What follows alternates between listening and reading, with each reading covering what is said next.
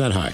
Home of the Super Bowl champs, Seattle Seahawks. I'm surprised they let him play down there, man. You know, the electric current out there is going to just screw up the players. Yeah.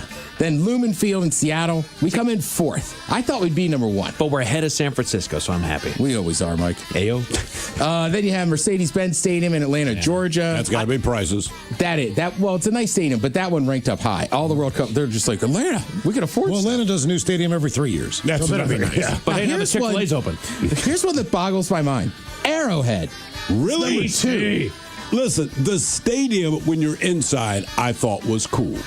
It is not close to a goddamn thing. But the environment during a Chiefs game is awesome. So I got to imagine that if you get enough fans all together cheering for the same thing, and it's loud, they're the one that beat us for the volume, and it's massive. The price, it's Kansas City. It's got to be cheap, dude. Yeah.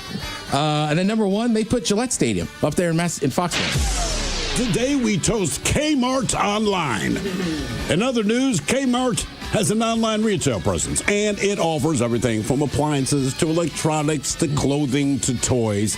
And it's one of those toys that caught our attention today, namely the $6 standing Tyrannosaurus Rex foil balloon.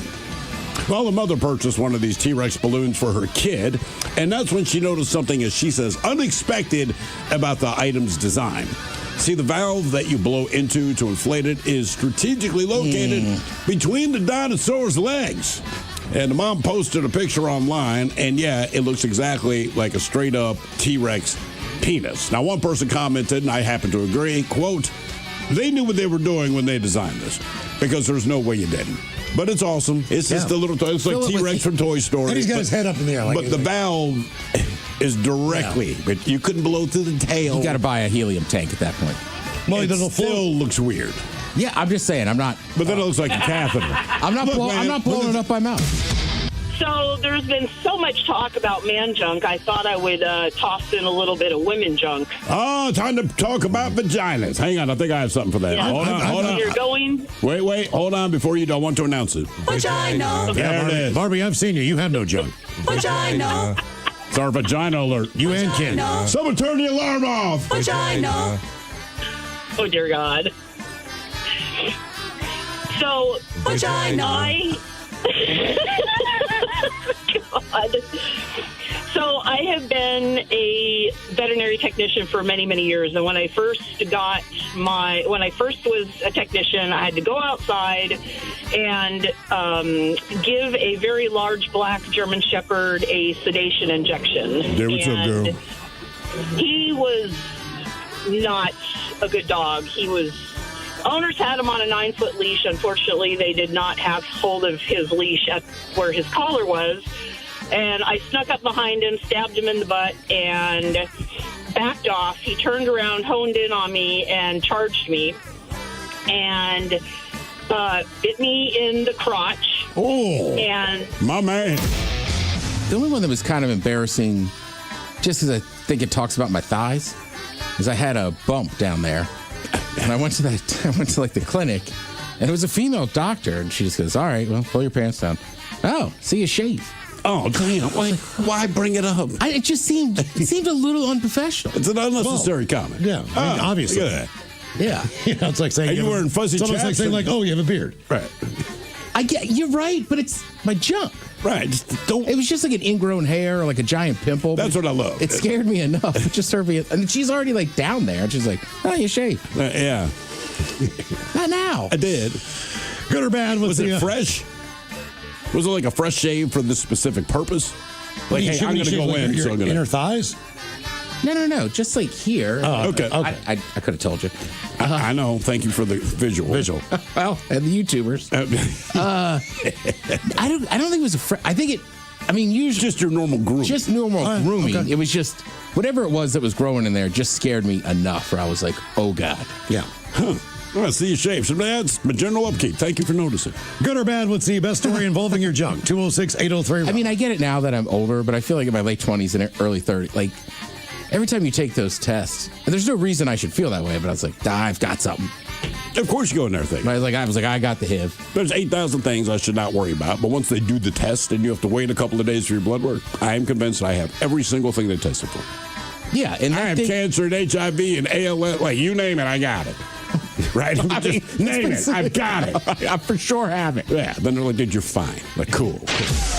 And Estadio Azteca in Mexico City is one of the most just daunting places to go and play. I think Ecuador would agree with that. Right. As Americans, we know that because we got to play them in Gold Cup and all these, World Cup qualifying. But for the Mexicans to be playing there in that stadium, which has some of the most famous, that's where the Hand of God happened. Just unbelievable stuff. Hot off the presses, too.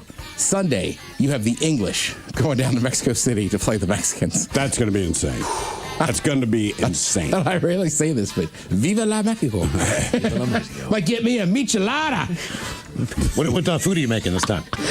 Well, I think you should go Mexican. You making enchiladas? I'm doing, mushy peas and fish and chips. Mushy peas and guac? Maybe a little michelada and some fish and chips? Little Ortega You have sauce? to guess which one's the guac and which one's the mushy peas because they look very similar. Garlic parm I only like on like a nugget or a boneless wing, whatever you want to call it. For some reason, But not on bone. I don't know. It seems odd to me when it's on a bone. Okay. Okay. Well, I'll just have them all myself. I'm not saying you're a freak. Number 2, they go with the barbecue wing. They're okay. Yeah, that's my least favorite. Like the cooking style or like Sauce. barbecue sauce? Barbecue sauce on the wing. But there's nothing wrong with it. It's like I feel getting like a plain it's a cop cheeseburger. out. I feel like someone like made wings and said, F. Dude, what do we have? We got barbecue sauce, and that was it. So, like, they're not bad, but I never ordered them. But I like all the other barbecue chicken. I like every other piece of chicken with barbecue sauce except the wing. Like, we used to go to a place in Towson, Maryland, and the guy made a mistake and made barbecue wings and then added, like, the hot sauce or whatever we wanted.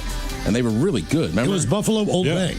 Right, right. Yeah, it was Buffalo and Old Bay. You could do the same thing with barbecue sauce. I've done it. I said, hey, go to a bar and be like, can you just mix a little bit of your buffalo sauce with the barbecue? And that's a good flavor. Okay. Okay, well, like sweet and hot kind of? Yeah. All right. Dig it.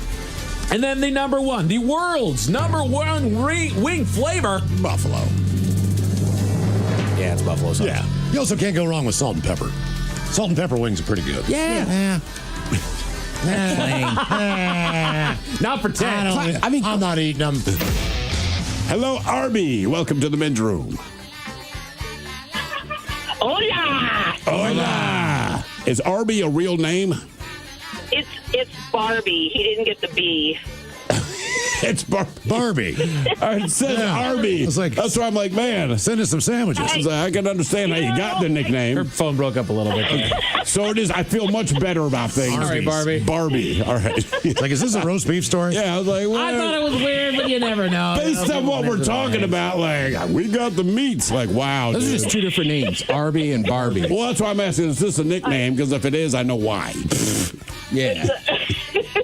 Yeah, because never mind. Yeah, we know. Got plenty of horsey sauce. I just said the doctor's breathing a foot away. Like, Doc, you got to stop breathing on my anus. I mean, look, I know you got to do what you got to do, but it's Wear a really- mask. Yeah, something. Like, I can feel your hot breath on my backside, Doc. I'm not trying to be difficult, man.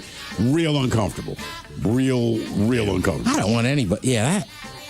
Well, especially for a medical. There's nothing sexual. I mean, you're standing there like, Captain Morgan to get your testicles stitched back together. Like, stop breathing on my ass. Do you say something? I know you're doing God's work, man, and I appreciate it. I just don't know if there's anything that can be done. Like that's an awkward Miles did position it like that a you're man. getting it done, man. Look, I know you got to be close, but I Wear a feel your breath on my I am butt. assuming anybody who's doing anything to me in any kind of surgical nature or anything like that, more than likely is wearing a mask. Especially that close to that But I area. don't think for stitches. Right. Because to them, stitches are stitches, Well, regardless of the All right, location. but Like, also I'm just doing he's stitches. hot off a construction site. No offense. Yeah. Like, For your own good, it's wear not a like mask. you went home and showered. I and then hear went you. in. I'm just saying. I can imagine the doctor's just like, no, that's simple. I'll just sew this up. 5 minutes, no problem. I mean, I'm just like, yeah, like nobody put a mask on to put stitches in my chin or staples in my head. I've never had anybody breathe into my butt like that. And now, the men's room legacy continues. Unfortunately, what you're about to hear is real. The members of this radio program are simply not that bright, or what some people would call educated. They are merely stupid. They're not trying to offend anyone on purpose. And all have played doctors on TV. You have been warned and are cordially invited to join the party. This is the men's room. Forget it, man, and get with the countdown. Get with the countdown. Shake this square world and blast off for Kicksville. The trippers, the grasshoppers, the hip ones, all gathered in secrecy and flying high as a kite. This is the men's room with Miles and Thrill. You know what they say, shake your radio more than 3 times, and you're playing with it. You're listening to the men's room. And away we go. Welcome to the 21st Amendment season, episode number 4561. Along with Steve the Thrill Hill, the Ted Smith, and Mike Hawk. Montgomery! And you are the men's room. On tap today, your guess is as good as mine. Categories: the states that spend the most on fast food and rat-infested cities. We will play Profile This, plus headlines, a men's room shot of the day, fun with listener emails, and everyone's favorite, TV Time with Ted. Click, clack. Drinking and drunk. All right, here we go. Tourist in Montana learns he is able to fly 8 feet in the air. Meanwhile, it sucks to get your golf club stolen, especially from a bear. Sisters find a picture of their family after checking into an Airbnb. A man pulls out a sex toy on live TV. And today's rescued animal is a fox with its head stuck in a plastic bottle. That is all coming on today's very special episode of The Men's Room. And now, here's the question. Hola, bitches. Good day to you and yours. All right. Are you familiar with the term Turon? It's a derogatory slang blend of tourist and moron used by national park rangers to describe vacationers who commit acts of stupidity. Now, the term is usually associated with visitors to Yellowstone who, against every warning, approach or touch or provoke the local wildlife, typically with bad results for the idiot tourist. In fact, Yellowstone, the authorities there recommend that you stay at least 100 yards away from the bison. And that is exactly what a grandfather did over the weekend. Unfortunately, the bison apparently was unaware of the 100-yard rule and charged the old man. And try as he might in his suspenders, he could not escape the wrath. So the bison managed to flip the poor guy 8 feet into the air. And it would have been worse, but several tourists came to his rescue. Because sometimes you need rescue. An 82-year-old woman, she needed rescue when she slipped and fell in her bathtub and couldn't get out for 9 days. Believe it or not, she survived, but her neighbor eventually found her after her brother, who lives out of state, called the neighbor to say, can you go check on her? 9 days trapped in her bathtub. Then there's the man who was on a flight from Greece to Germany. Now, he needed help from his fellow passengers when his head and shoulders got sucked out of the hole where his window had previously been. Apparently, this thing popped out mid-flight and it tried to suck his ass out. The good news is he was wearing a seatbelt. No, Mike, not like that. Luckily, he was wearing a seatbelt, but the other passengers had to grab him by the legs and pull him back in. So that worked out. And listen, sometimes you're on a plane, let's return to the friendly skies, where sometimes you just have to rescue yourself. Because in this case, a young student pilot had to land the plane herself for the first time after her instructor jumped to his death mid-flight. Nobody saw that coming. He opened the door and jumped the hell out, and she's like, oh! So she actually had to land a plane. And they did say she did it without a problem, but she wasn't shocked. You don't say.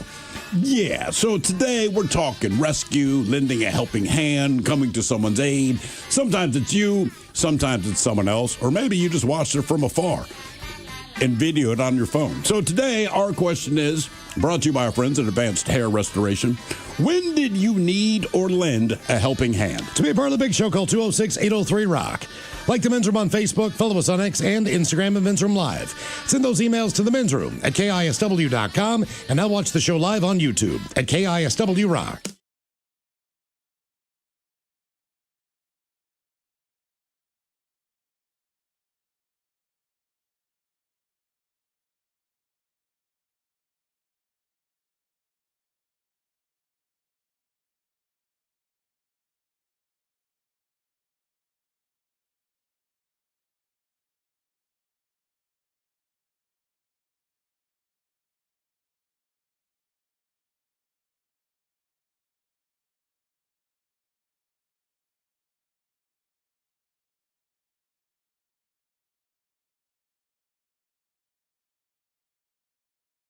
bad cramping, bad diarrhea. Sure. Like nausea. I was like, oh, crap. I might have had some sort of weird parasite thing. Well, they're never going to tell you now. No.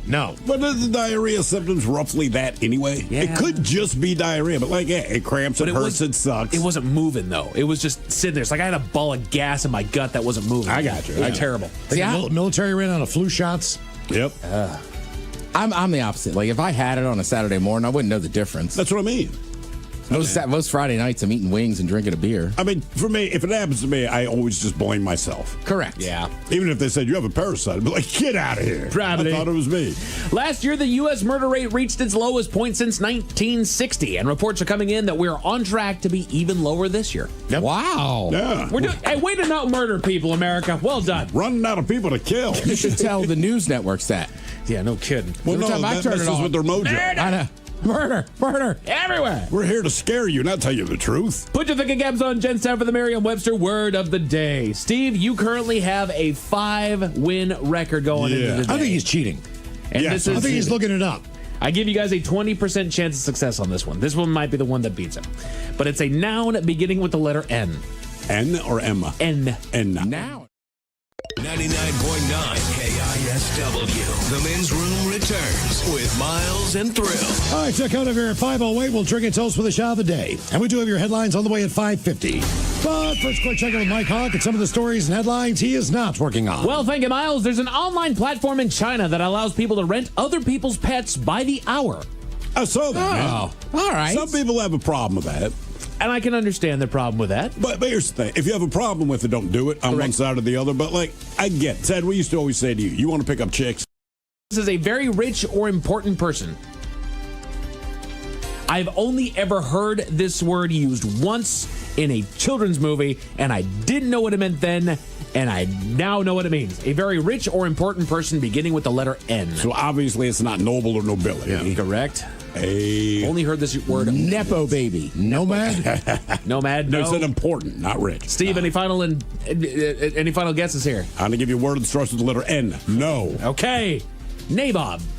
I've never heard that What word. is in my nabob? life. Nabob? It was literally used. The movie was Aladdin, and the Friend Like Me song that Robin Williams did. Yeah. He used that as like at the very end of it. He called him a nabob or of some kind. It was like, am I hearing that wrong? It doesn't make sense. I don't know what that means. But then all of a sudden, this comes up. It's like, very rich or important person. He was turning him into a prince at that point. a nabob. A nabob. Okay. You got to reset All right. that. It is now open as far as how this goes. Here we go. A new study found that exercise may keep muscles fighting cancer. I would just assume, I mean, cancer's cancer, but I would just assume exercise helps your muscles fight anything. Right. Keep your body healthy, and it will do its best to Why take care do of they you. keep telling us the benefits of exercise? Because It should we're just not say, doing look, it. If you exercise, good things happen. We can go through the whole laundry list of what those positive things are if you need to, or just do it. It's like drinking water. You don't have to tell me what it does. I just know it's important, so I do that. The problem is that we're not. We're I still know. not. I still don't. You know. I'm just saying, but I recognize that it's a positive thing to do. And we have such a strong focus on weight in this country. It's like, I get it. You want the number on the scale to go down because that makes you feel good, and that's what we really, really focus on. Overall health makes that happen too. I would say don't worry so much about the number on the scale because muscle is heavier than fat. It is. The image in the mirror will let you know. And that's what fat The Some clothing people, that some you people own. need to lose weight before they can do a lot of exercise. Absolutely. their Oh, no knees, doubt, no doubt. Back. and stuff. Absolutely. It starts with getting healthy. That's Get it. yourself healthy. Apparently, giraffes are smarter with numbers than anyone expected. That's how that giraffe in Texas stayed. Yeah. So. Well, he could hide for a week. No, I'm kidding. And she was fat and happy. She did a great that's job right. out there. What was her name? I forget. Lucille or something like that. Something dumb. I don't know, man. She did good, though. A new study found that that fast replies boost your likelihood of being hired. Fast replies boost your likelihood of being Well, if hired. it's a job interview, yes. Right. They want somebody who's there, that'll communicate, and will get back in a timely manner. Shocking. Yeah. What a revelation. I'm glad they do these studies. Ted, I'm asking you for a reason. What's the day, buddy? All right. You're going to love this day. We're going to go down to Marco Polo. National Chicken Wing Day. International Chicken Wing Day. Let's go. The men's room top 10. The men's room top 10. So I took to wingaddicts.com. All right. And we have the 10 most popular chicken wing flavors in the United States. What would you guys say? You know I'm going to ask it. What is your most favorite, your top chicken wing flavor. Well, I think it's like pizza. Like, I like pepperoni, any kind of meat. Of course. But if you're really going to just test the pizza, it's a cheese pizza. Okay. So with me, it's traditional buffalo. Traditional buffalo Medium, wings. not hot. But what's your favorite? I still like that traditional flavor, but I like 10 other different flavors as well. Teriyaki, technically. Teriyaki. But that's not okay. going to show up in the top 10. Okay. Ted? Easy. Lemon pepper. Lemon pepper. I like it. Steve? Traditionals, man, buffalo. Just the buffalo sauce. All right. So according to wingaddicts.com. We really live life. I mean, look, I like With them all, traditional but and buffalo is my favorite. I would think traditional lemon pepper See, are going to be the top I don't two. get buffalo anything else, just wings. Like, I don't do buffalo bites or cauliflower or. I will to do me, those. Those are pretty good. Yeah, It's only reserved for wings. Now, they have like buffalo chicken sandwiches. I'll do that. Yeah. Because the sauce is the thing. Right. Right? It's Sometimes not- I get rotisserie chicken and just dip the chicken in buffalo sauce. Man, I tried that. I don't like it that much. All right. I don't know why. So they kind of take the I'm cop not out. saying you're stupid. Damn. Wingaddicts.com takes a bit of a cop out at number 10. They say there really isn't a clear-cut number 10 for this list. Says, I like the sound of America's top 10 more than America's top 9, but at number 10, we do have a logjam, since they have the Southern fried chicken-style wings, which are breaded kind of like KFC. Sure. Which are far more popular down south, and a variation is served across the country in Chinese restaurants. Add to this spot wings featuring hot honey, sriracha, or chipotle spices. Does that count like Korean fried chicken too? Probably, I would think. Probably does. I do like KFC. Yes, sir. I do too, man, but like once a year. No, Korean fried chicken. Oh, I thought you meant Kentucky. My bad. There is a difference to it, though. Sure. There is. Because they use It's cornstarch. cornstarch. So it's crispier, and then that sauce they use. I don't know the name of it, but it's pretty good. Okay, I dig it. Go to Burnett's in Renton if you really want to try them. All right. Best Ted- place in the area. Ted, you come in at number 9 with the lemon pepper. Damn. See, I thought that'd be higher than that. So did I. One of the top sellers at Wingstop, which incidentally is the top-selling wing joint in the country, so it should come as no surprise. While vastly more popular in the southern states, it has its place in all 50. It says you normally see it as a dry rub, but we've encountered amazing wet lemon pepper wings and love it with a lemon wedge garnish to squeeze on. For a chain, they do great. Wingstop is amazing. And the wet lemon pepper, there's one bar I go to that has wet ones. I like them. And I'm with you. Lemon pepper is probably my go-to. Miles, I don't know that you want to go traditional buffalo to try them out. Lemon pepper to me, like that flavor carries anything else. So if you screw up a lemon pepper, you have bad My wings. favorite is when you go someplace and you can get 12 or 8 and you can do half and half. Yes. So you can try a couple different styles. Absolutely. Anybody had mango habanero? I have. At number 8, it hits the scale. Probably made popular by Buffalo Wild Wings. You can find a gajillion recipes for mango habanero sauce. It's popular for that sweet, hot fruit, tangy, and on the level of heat always varies based on the restaurant. Says I love it when it's surprisingly tingly on the lips. Eventually, I'd love to see an option like we see with Buffalo Wild Wings. It says my favorite's a bottle with Sweet Baby Ray's. So, All right. mango habanero. It just gets too spicy for me. Absolutely. And habanero, while the flavor is kind of there, it's not enough flavor for me to get it because of the spice level. I don't think it balances out. I would agree with you on that one, Ted. I don't know. The mango does help kind of Sure. ease it a little bit, but it's still, habanero's a crazy hot pepper for me. You think so? Yeah. Habanero is probably my ceiling as far as something I can just sit down and eat. Gotcha. And not go crazy, but anything hotter than that, I'm out. Let's go a little Caribbean for number 7. Jerk? Jerk wings. The Yeah. unmistakable jerk flavor of the islands can be sweet, spicy, or a delightful combination of both. Originating in Jamaica and the surrounding Caribbean islands, jerk is used there mostly as a cooking style. Wing joints in the U.S. might make their own jerk sauces in-house, but most use an existing jerk, dry rub, or bottled sauce. What about the sauce makes it jerk? Jerk? Whatever the seasoning is. Allspice is the primary thing, whether it's wet or dry. Gotcha. So you can have dry or wet on those, kind of like lemon pepper. Okay. So it depends. You can buy, it kind of looks like soy sauce, but it's just jerk flavored. Gotcha. Okay, I dig it. Number 6, when the French Catholics migrated south to Louisiana after an American Revolution, they brought with them Cajun style. There you go. Cajun. Again, I'm just thinking about Wingstop, but like if I don't get lemon pepper, I get their Cajun. Cajun's pretty good. And generally, if it's a dry rub too. Yeah. I And haven't that's had Cajun wings, but Cajun anything generally is good. And that's another one of those where the heat is just enough, but that flavor is Oh, yeah. top notch, man. Says you'll primarily see Cajun wings prepared with a dry rub Dry rub. I like a dry rub. Dry rub of paprika, cayenne, oregano, garlic powder, and black pepper, often mistaken for Old Bay. I was going to say, Mike, if you had Old Bay wings, No, but that does actually sound really good. if you're on the East Coast and they got them, order them. I made some this weekend, Yeah. and I just kind of messed with it, but I just put a little hot sauce in a bowl, put the wings in there, dumped a bunch of Old Bay, and kind of flipped them around. Let's go. Do you have the Old Bay hot sauce? I do. I used it on cottage cheese last night. I used some of mine on that way. Pulled pork over the weekend. Yeah. God damn, it's good. I need to order more. I ran out of mine. Yeah. I will say, credit to Mike and his wife. They showed up at my house for a 10 a.m. Seahawks game, and they were like, what is this hot sauce? I was like, Old Bay. Yeah. Number 5, sweet chili wings. Yeah. All right. I yeah. enjoy those. They say it because very, very few restaurants make their own in-house sweet chili sauce. It's like ketchup. Why make it why make it yourself? To be clear, occasionally do find a serious chef who makes it from scratch, but 99% of the time is coming out of a bottle. Sweet chili sauce is just great top to bottom, and Yes, putting it is. them on wings would be tremendous. Haven't had them, but I won't turn them away.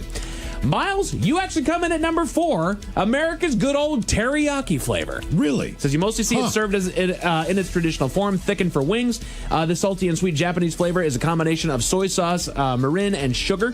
Some wing. The debauchery rolls on. You're listening to The Men's Room with Miles and Thrill. 99.9 KISW.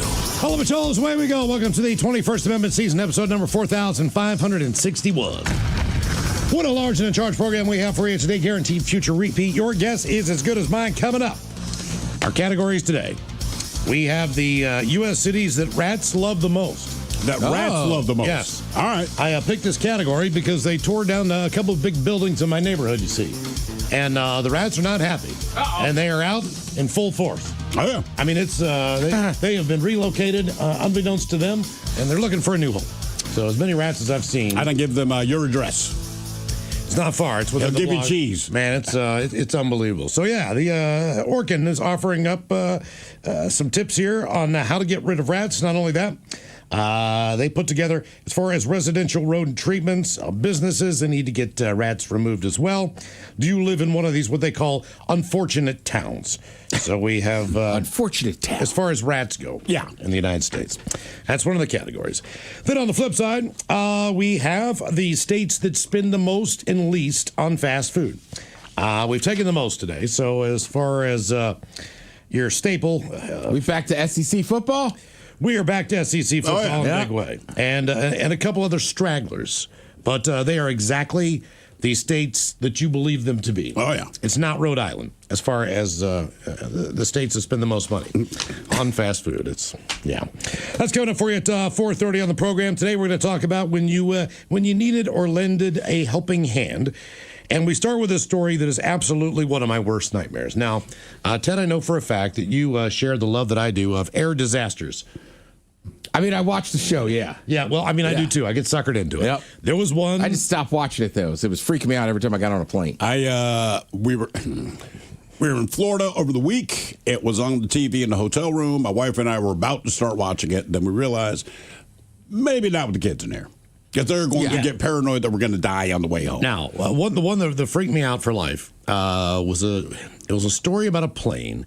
And I'm not sure if a goose hit the front window. I cannot remember if one of the panels just burst open on the cockpit of the aircraft. It's a commercial aircraft. And this pilot gets sucked out the window. Mm-hmm. Now, there are two other pilots in the cockpit, and they are holding on to his legs for dear life. He is literally laying on the front of this airplane. I mean, I don't even know how much longer it took. It was like 25 minutes for them to land this thing. Somehow this guy lives. I don't know how it happens. But they literally, they do a reenactment. Of course. That's the part you like. But he's laying on I'm just like, I am freaking the F out. This is like my worst nightmare, is to be in a situation like this. So when I read this story over the weekend, I was like, oh man, this really sucks. Passengers on a Ryanair flight from Greece to Germany say and you got to keep in mind, that's not a far flight. No, not really. It's really not. One man ended up with his head and shoulders outside a broken window after a loud bang. They say that happened mid-flight. The Boeing 737 had just left the airport when witnesses reported a sudden noise. Then there was the cabin depressurization, the falling oxygen masks. I don't know if you saw any of the video from inside. I have not seen it. No. Of the aircraft. No. Oh, it's messed up because the dude's out the window. Yeah. He's a 61-year-old man. Like, they're holding on to his legs. The suction is so great, they can't pull him in. Right. It's just like he's hanging out there like, nips out, like. And the thing is, arms out. Like, the windows aren't that big. No. So think about the suction, right? No. I mean, my God. The dude's from Serbia. He was left hanging out of the aircraft for about 5 minutes until, I know this is horrible, until other passengers could pull him back in the window. He had his seatbelt on. This guy didn't do anything wrong. The window just popped out because something flew out of the freaking engine and hit the window. Well, they said if he didn't have a seatbelt on, this would be a different story. Yeah. They say Ryanair said the jet operated by its subsidiary Malta Air turned back shortly after takeoff. I bet it did. When the passenger's window dislodged in flight. The plane landed normally. He did receive medical help on the ground. Greek and German outlets reported that travelers suspect engine debris may have shattered the window. A replacement aircraft later completed the route. Aviation authorities in Greece, Malta, and Ireland say they are involved or in assistance with the investigation. But either way, they say the incident echoes a 2018 flight you might remember, which is also on air disasters, a Southwest airline case in which a passenger died after being pulled through a broken window and sucked out. Damn. Yes. Flush it. I mean, my God. What a you're in a beautiful part of the world. You're down there. Absolutely, in the Mediterranean, man. You're just going one of the first air disaster things I ever saw as a kid was like, I don't know if it was Rescue 911 or whatever, but same thing. Like somehow a hole opened in a window and it sucked out like 3 rows of people. 3 rows? Yeah, because the hole got bigger. And then when it's not, like there's nothing you could do at that point if you're close to it. Like other people are like hanging on for dear life. The first one I heard like that, man, it was, I think it was flying in Hawaii. And it's not that there was a hole on the plane, but the top half of the plane ripped off. Yeah. Right? So everyone survived except one flight attendant because they had their seatbelts on. I mean, they were not really good when the plane landed. I remember that. I remember CNN was covering it. It was live. And showed these people now walking into the airport after this. To say they're having a bad hair day is to put it mildly. But the thing was when the top of this plane ripped off, everyone's buckled in because they're coming in for a landing was the idea. But the flight attendant had not buckled herself in yet. So there was no warning that this was going to happen. So she's standing in the middle of the plane saying whatever she has to say.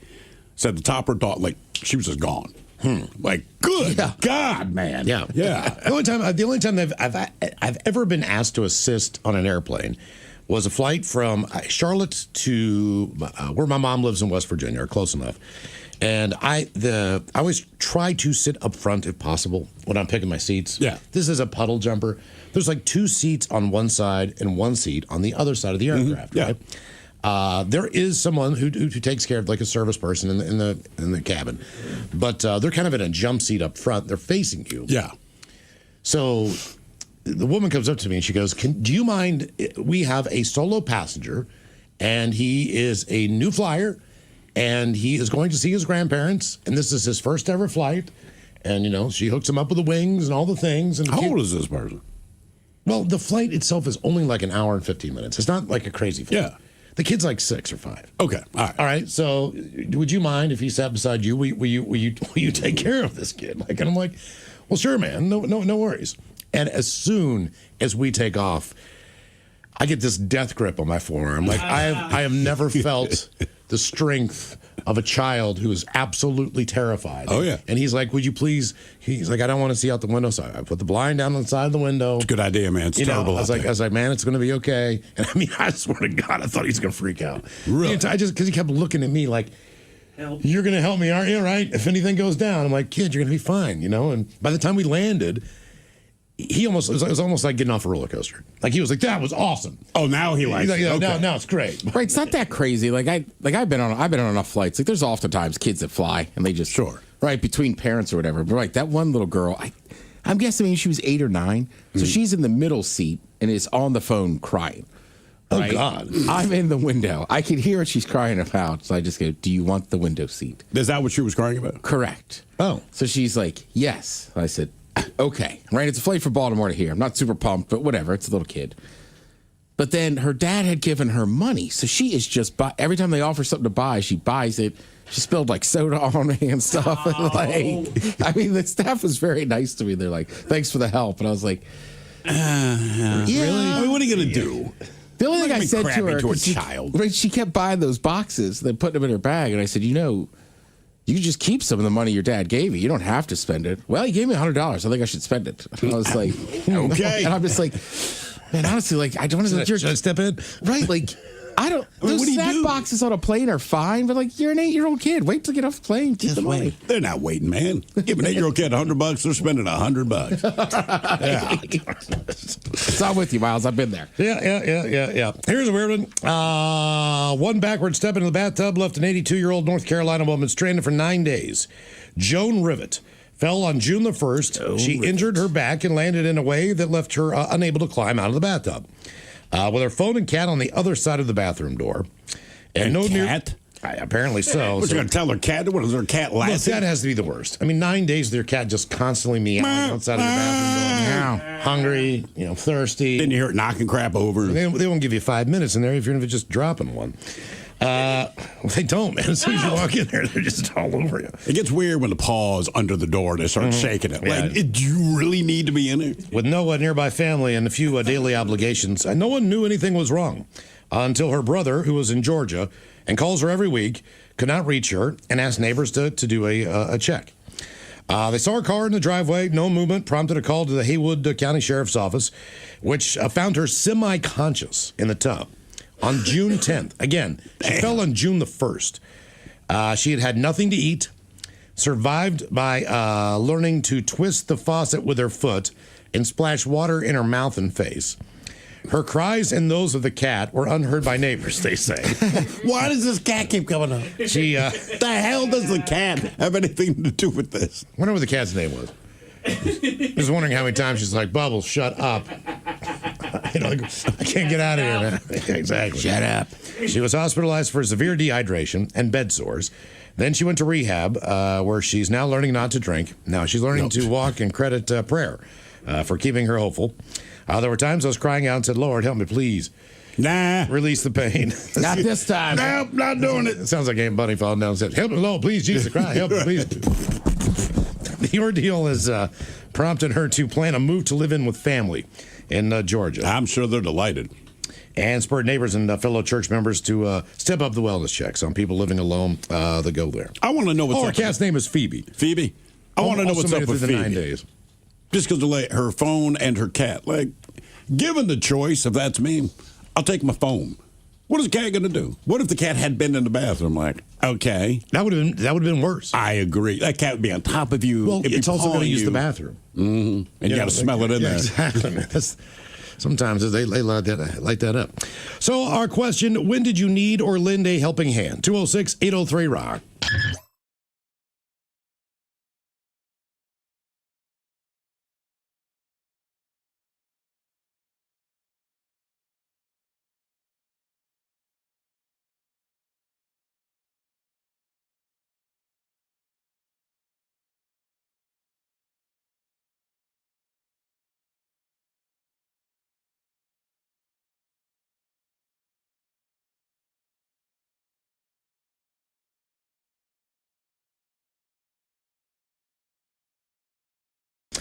He later confirmed to TMZ that the woman's video was accurate, yet maintained he only wanted to show her that she shouldn't make fun of people and let her see what she's making fun of. I tried to tell her it's a disability and something I have to live with. I was hoping for it to be a teachable moment.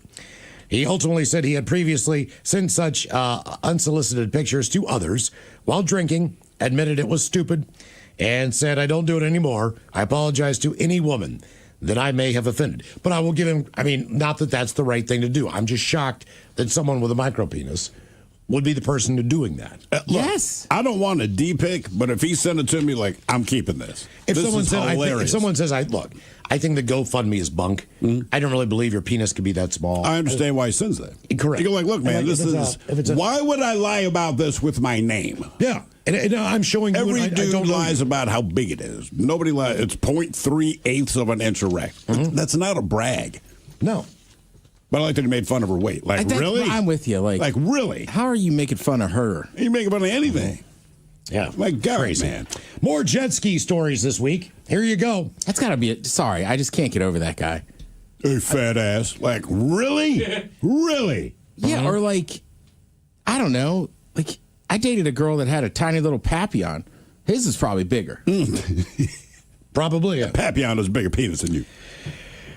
Now we head, where are we going here? This is from the British Medical Journal in a case of a 25-year-old woman. She needed surgery after a jet ski accident that resulted in serious injury to her genitals. Now, while jet skiing, woman flies off the vehicle and into the air. And when she lands, she hit the jet ski's handlebars. 3 days later, she could barely walk, in extreme pain, went to the emergency room. Doctors found that she had a vulvar hematoma.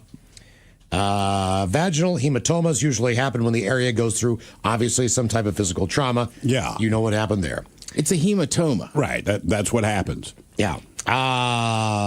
She had a large injury, according to this, as far as what that They say a large vagina. Well, no, she had a large injury larger than normal relative to what her happened. vagina. Yeah. Okay. Now, prior to surgery, doctors told the woman to use ice packs and pain medication to treat her injury. But the hematoma only grew larger and eventually was 4 inches long. They decided surgery Bigger than his micro penis. Yep. was the best by a approach lot. to drain the blood out of there and relieve the pain. So they cut into her and tried to get as much out as they could and stitched her up. Now, following the surgery, the woman was given antibiotics. She told doctors she immediately felt relief from the pain after the procedure.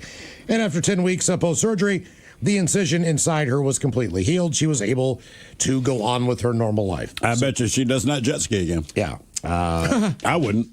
Well, man, I've never heard of someone injuring themselves that way with a jet ski. Me neither. I have heard multiple, and I grew up with a woman, girl that I was in school with, who had this happen to her. Oftentimes when you water ski, all right? Oh, yeah. And you take a bad spill as a female, basically the water is going to take care of itself. If you ever wiped out on water skis, you know.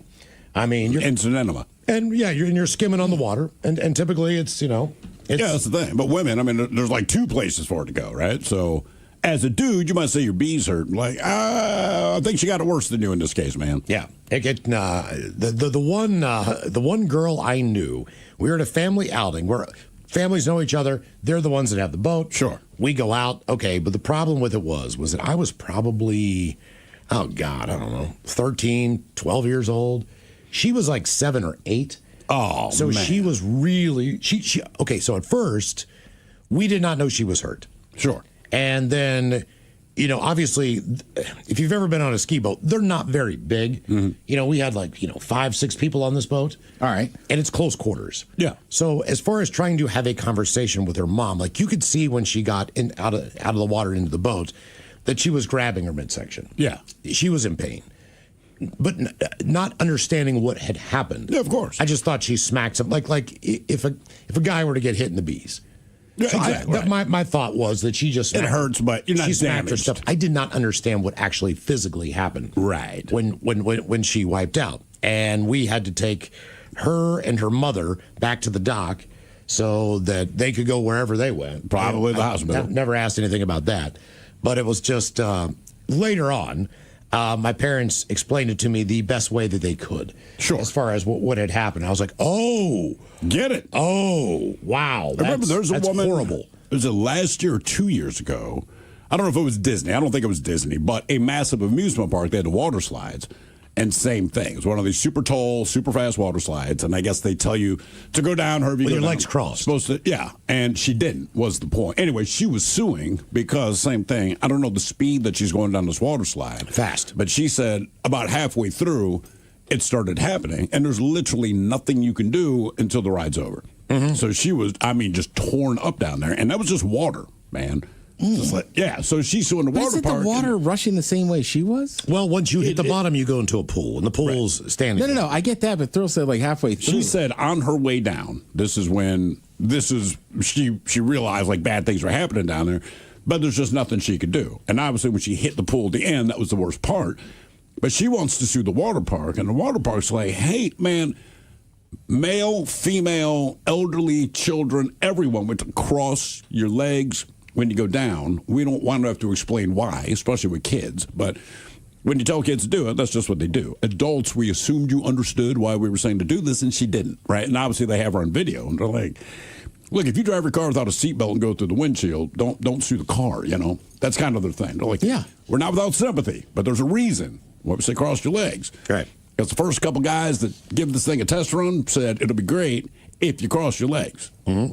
Now, with good or bad, what's the best story involving your junk? This one is not a story that involves any kind of physical injury or anything like that, so to speak. But a Pittsburgh man is facing a list of charges after he allegedly exposed himself inside a West Mifflin restaurant. And restaurant managers told police it's not the first time that he acted inappropriately in front of customers. According to the complaint, West Mifflin police allege that Zach Hiles acted inappropriately in view of bystanders. Court records say Hiles, who is an employee of the West Mifflin Denny's, was allegedly leering at a group of women in the restaurant. He works there? And according to what a witness told police, Hiles then began to pull his genitals from his pants and began to touch himself. One man says he dines at this location frequently and says every time he's been there, it's been a good experience. Yes, I've dined here. I really enjoy the business. The crowd they bring in, it's a very, very nice place to be. Police say the incident occurred on a Sunday afternoon. Oh, of course. One of the alleged victims ran from the restaurant and got in her car. Rudy Tooty, fresh and fruity. That's a guy cooking their food. The victim told police it was a traumatizing experience. According to the complaint, Hiles was told by his manager that he needed to leave for the night. According to court records... Not fine. How about for good? Yeah, he told... Especially because it's not the first time he's done it. This was not the first time Hiles had made inappropriate comments or actions. His employment has, in fact, been terminated. You need to go for the night. Like, you have an employee who openly pulls out his genitalia while customers are in the restaurant. Like, that's a one and done. There's no 3 strikes, you're out. And it's a Denny's on you said Sunday afternoon, right? Oh, yeah. I'll take the moons over There's Hammy. families. Oh, guaranteed. You know exactly what's going on in the Denny's on a Sunday afternoon. I mean... Would you order the moons over Hammy? No. Okay. I wouldn't even order a breakfast sausage at that point. Like, I don't know what it is, man. I'll take the patty. Sausage and eggs. Would you like links? No. I mean, Phil and I hang out at a bar that is 21 plus. Yeah. There's no children. If somebody pulled out their junk in there, you'd be like, what are you doing? But imagine if, because we know the cooks and the bartenders. I mean, I won't say his name, but one of the cooks we know. He'll come out and greet us, right? Yeah. You're picturing him right now. What if it's just like, hey, I don't want to say his name because he's never done this, but like, hey, dude, put your penis back in your pants. What if he had it in a hot dog bun? That's what I mean. It's just like, dude. You just walk down like, ha ha. You got to go. What's wrong with you? Again, it's because it's a restaurant. Miles, if the 4 of us are hanging out at your house and you put your junk in a bun, I'll laugh. All right. Right. Damn it, Miles. But you work there. Right. That's all, man. I thought for sure this was a customer or some guy outside who showed his junk, especially when you said they'd done it multiple times. What if it was, wait a minute, you work there? What if you couldn't see it because it's slattered in chili and cheese? Stop it. What's wrong with you? God damn. Now just picturing you all get all fired up and then being like, ooh, I'm put chili and cheese on That would it. hurt, though, man. The spice is going to... Yeah, you're right. It's going to burn. Spice. The chili's going to burn them. Come on, man. Now you kind of want to see it. Good or bad, what's the best story involving your junk? 206-803-ROCK.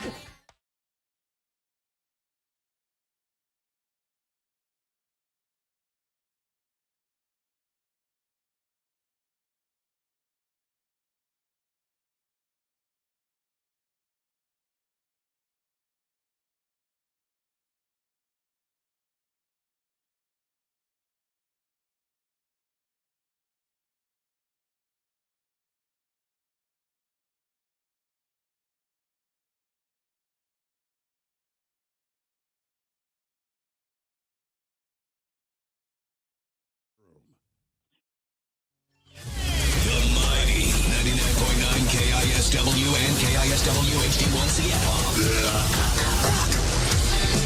Always live on the free Odyssey app. From the Pinky's Plumbing Studio, you're in the men's room. Text the guys at 206-803-ROCK. Here's when your vacation sucks. A beach vacation in the Dominican Republic turned deadly when a massive blaze tore through a popular hotel. Oh. One guest passed, and the evacuation of nearly 1,700 other guests. How big is this hotel? Authorities say one tourist from Italy in her mid-40s passed away at the fire at the Wyndham Viva Dominicus Beach Resort.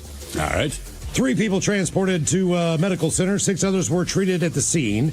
The injuries included guests, visitors, and emergency personnel. The resort was almost completely destroyed. Did you see this fire? No. It is unbelievable. Footage shared by local outlets showed thick... This is the Mighty 99.9 KISW and KISW HD1 Seattle. Rock.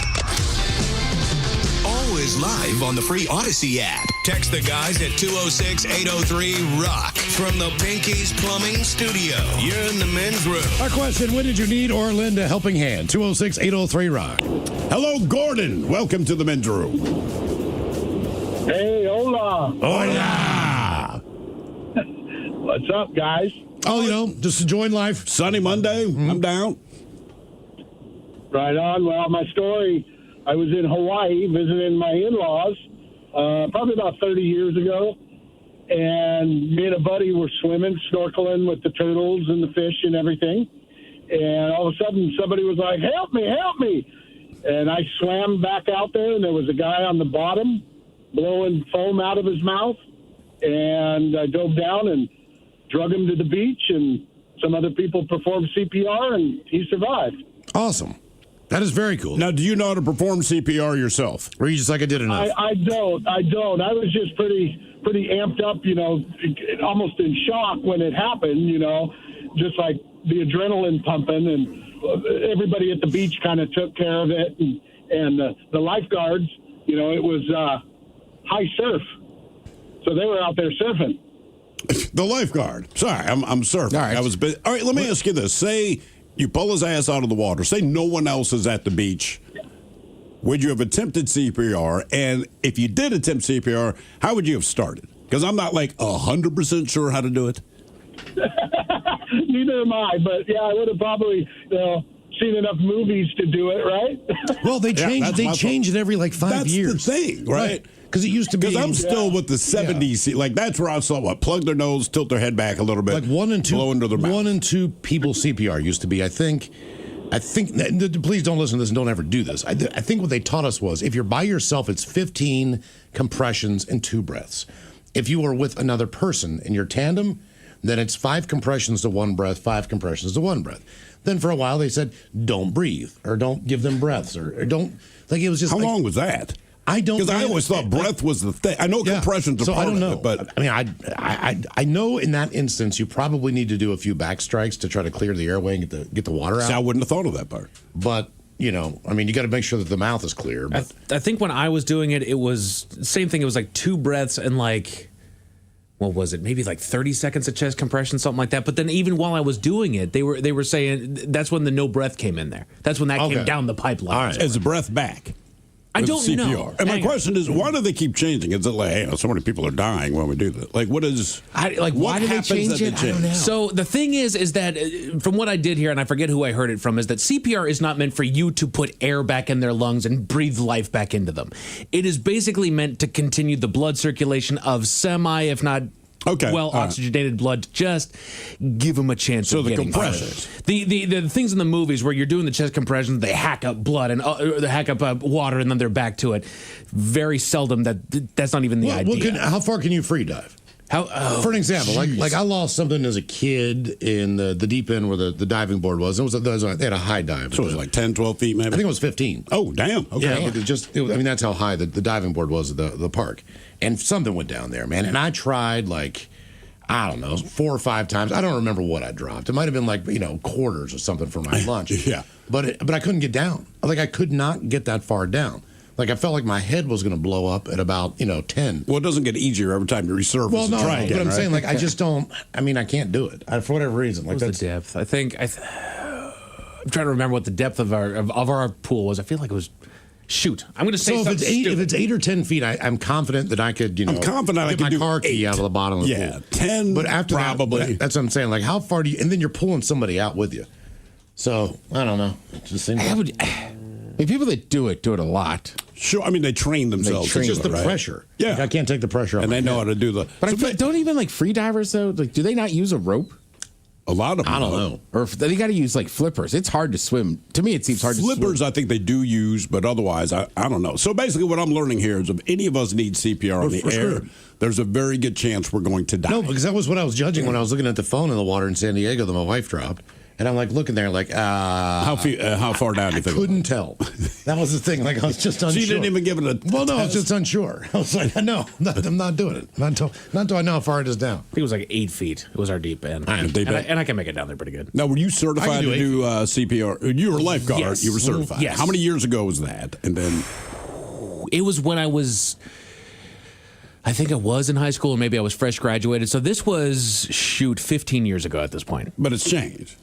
That's my problem. Well, look, if I need CPR, Mike, I don't want you to think, hey, I'm outdated. Just give it a shot. Right, I would do it for you. Yeah. I would do my best to try to make it happen. Now, will you die? Probably still. But Probably. I would still do my best for it. That was, as far as like rescues that I was glad I didn't have to do, CPR was when I was really, really glad I didn't need it. Yeah, I think you'd want to avoid. The one I want to avoid, so there's like all these scenarios that happen in TV shows and movies. CPR, look, I don't want to do any of these, but CPR, I feel like, okay, I might have a fighting chance of helping you. Delivering a baby, I don't want to do this, but I think I could help you deliver a baby, right? But they need a tracheotomy, right? And like you're on the phone and they say, we'll guide you through this. And I'm just thinking like, look, man. Yeah, a lot of people do them with pens, like big That's pens. always the thing. You would try, wouldn't you? hollow out the pen, but they tell you like where to cut. I don't know. Feel for the cartilage. Do they actually tell you, or is that just what we think from TV? Look, man, I'm basing on what I've seen on TV, All right. and it's always just because- successful. But what I'm Yeah. saying is, if I did call 911, and I mean, like, time is of the essence, they're probably going to tell you, hey, you got to give certain things a try. We can't be there for 5 minutes, and for what you're telling us, I got 90 seconds left. Yeah, but do you have a big pen handy? I mean, you can't do it with like a McDonald's straw. Unless it's one of those green ones that are supposed what to about the like, steel straws?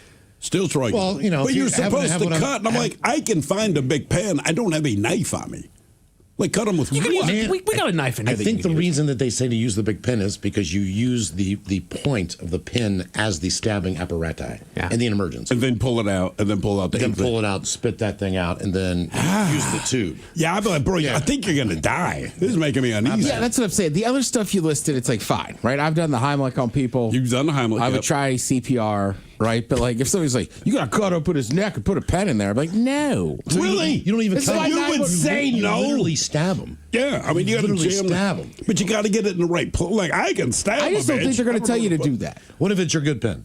It's a pen I use all the time. Yeah, you're like, try and true. It's a good sharp one, yeah. I can't do this with that. I bet you I could set a broken leg. That was one that I always wanted to do when I was doing like first aid in scouts. Why did you want to do that? Because it always looked so cool. How do you know if you've said it? So we would always do these drills where they'd set somebody up with a gore patch on their shin or something Right. like that and pretend that they fell over and like you had to set this thing and then splint it to then bring them down off the mountain. But how do you know when you've set? Because then the bone goes back inside the leg. Well, it's compound. Yeah, exactly. Right? Yeah. I mean, well, I can figure out. I would Like, assume that it would look normal if you had set it properly. You talking about something that's coming out of socket or something that's actually broke? Both. No, broken. Okay. Socket, I can figure out broken. Like, bro, I mean, look, I can put you in a world of pain, but I'm not guaranteeing that I'm helping. It's like always the first thing that they taught us to do. One, you call for help. But two, they always taught us how to set the broken bone.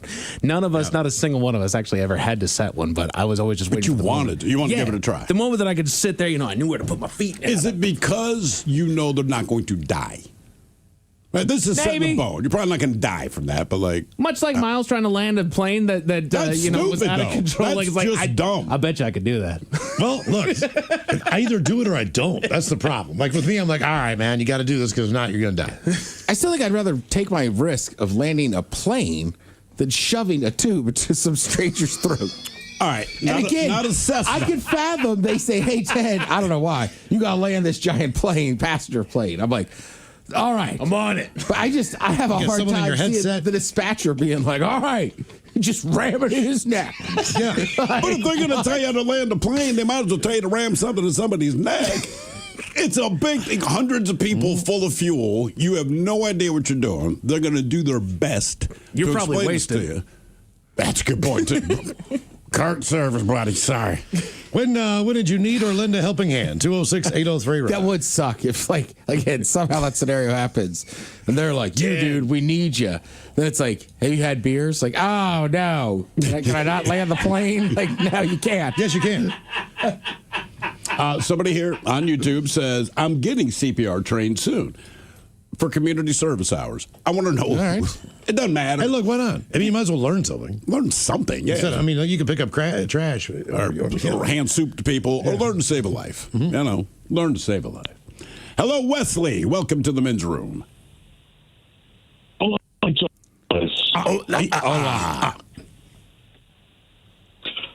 Well, I'm not sure if you guys heard about the naked fighter that happened the last 4th of July weekend. The what happened?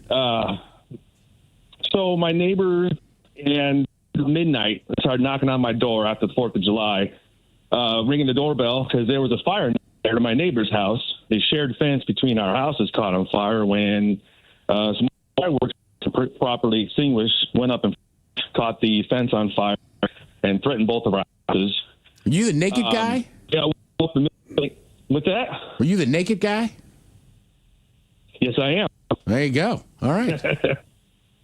Yeah. Is this like a news story? My fiance. Yeah. Wait, how did they cover this in the news? National headlines at this point. Would it have made national headlines if you weren't naked? Like, do you think your nakedness is the sole reason why? Absolutely not. No, you haven't seen this video of this guy? No. Oh, I have no idea. It was big. It was a big story. And to your credit, sir, like, you just get out there and Naked start watching the man fight that fire. fire sparked by fireworks. Yeah, I mean, They got a picture. Could you see could you see your junk or anything? Oh, look at you. They got a blurred picture of you from the back. All you can see, well, with the blurred, like even on my regular just blink camera footage, all you can see is my butt. Yeah. My butt running out the front door. Yeah. I'm fighting the fire, they're butt naked, from fire. All right. They blurred it out anyway, and the blur did crash, so I think I'm blurring it. Wesley, what's going on with your phone? Your phone keeps breaking up, man. Is there anything you can do on your end? Step outside, maybe. Yeah. I'd give it a try. well, put some clothes Yeah, on. please, because you got a flat butt. So what is it saying in the story? All right. We're just looking at the pictures. Oh man, dude, Yeah, that's it was good work out of you. That's you just don't care, do you? That's amazing. No. Yeah, that's awesome. No shame.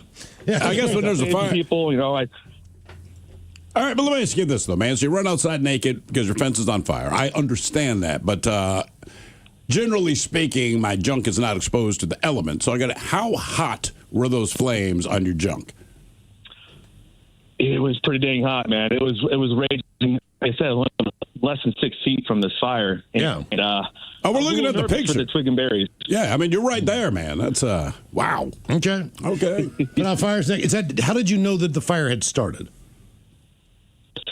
A neighbor from down saw the flame up in between our houses, ran down to ring our doorbell, and actually my fiance was still up with the pets, because fire went off.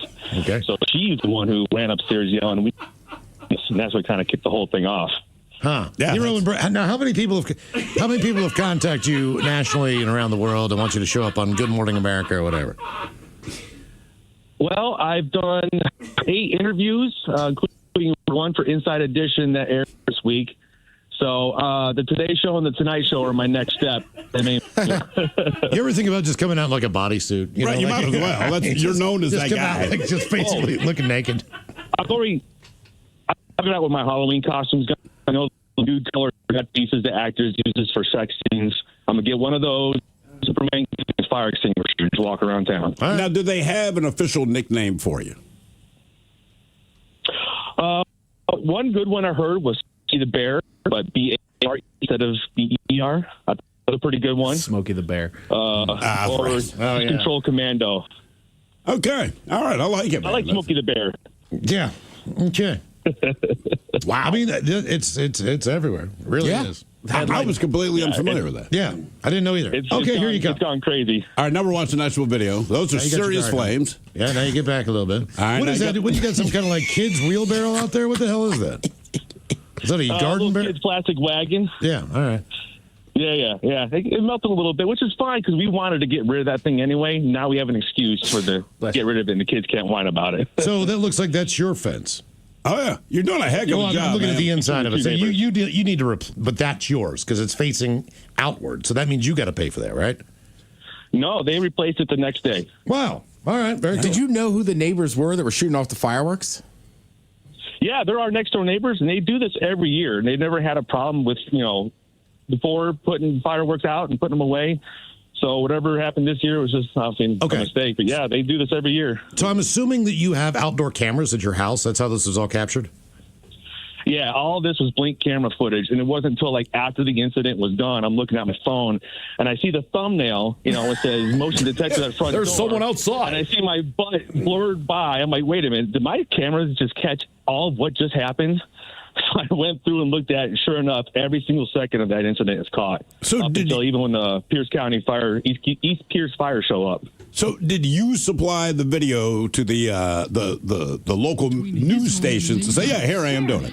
100%. Yep, I sent it out to all the local stations. I know, but you know they got their junk. CBS was the first one to pick it up that day, and they've ran with it, and it's been NBC, Fox, Daily Mail over in the UK. It's been crazy. All because you put out a fire naked. Damn. Yep. I always knew I was going to be famous in the news someday. I didn't know I was going to be for naked and for a good reason. Naked firefighter. Tim got it up on the YouTube. Did he? Yeah. So now we're streaming it on YouTube, man. Everyone can partake of your heroism. That's great. All right. Well, there you go, man. Yeah. Naked firefighting. Good work, man. Did he say that there's going to be an unedited version of that's going to get out? But didn't he say his ring camera blurred it out? No, he saw the blurb of it, I think is what it is. Okay. On there, they'll give you the preview of like, hey, there's somebody outside, and they'll give you like a little preview on there. And there he is. There he is, just in all his naked glory. Yeah, but he just runs out. No He's problem. running. Yeah, exactly. Yeah, he's booking it. Well, his fence is on fire. Gotta put that damn thing out. Right, he did a good job. That's awesome. Damn. All right. I mean, look, when there's an emergency, if you're naked, you gotta do it naked. But that begs the question: would you take the time to put pants on before you ran out there? I don't know. No. Really? Not because look, when someone calls her frantic, as far as you know, your property is on fire. If I'm naked, I'm going on naked and I'm fighting it. I mean, it's not ideal, but I can't imagine I would take the time to put on a pair of pants. I'll put on a pair of shorts. You'd have the presence of mind to do that. I mean, generally I sleep in shorts, so I think I'd be wearing them, but You're just getting out of the shower. You get a frantic call. Something. Like I think I'm with Ted. Like, my mind is like, the thing's already on fire. Correct. Like right. the extra 5 seconds that it's going to take me to put some pants on is not going to. It's not going to get catastrophically worse. This is why you need some good slip-on Skechers. You need some old man shoes, something to kick on. He didn't have underwear on, but his feet were protected. Hey, he had on shoes. When did you need or lend a helping hand? 206-803-ROCK. Justin.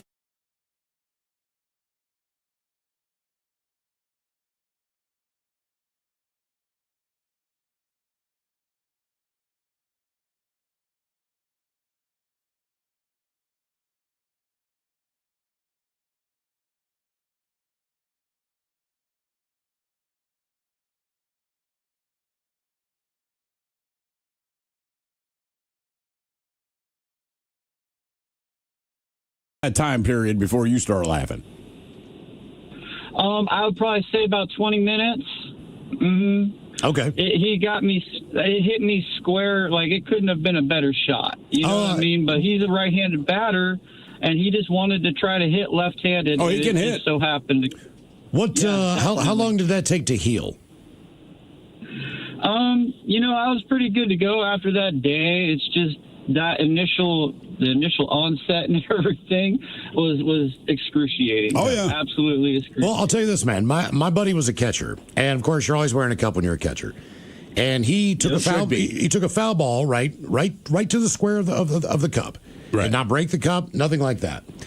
But he went down hard. I mean, they took him out of the game, and so a couple days later, we're kids and we're high schoolers. So of course, in the showers after practice, Craig is showing everyone the purple ring that is green and purple all the way around the perimeter of where his cup protected him.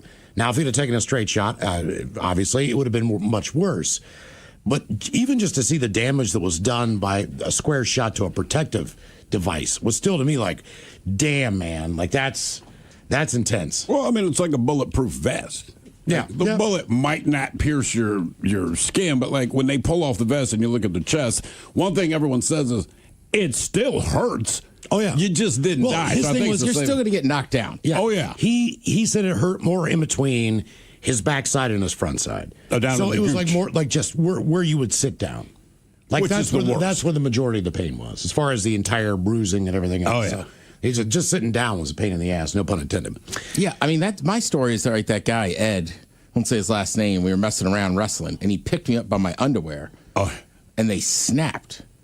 So I had two little marks on the bottom of the satchel, and same thing. I just, like, sitting down hurt, because it was right on the bottom. Right. Would you rather just take a shot straight to the junk, which sucks, or get the underwear burned, like you said?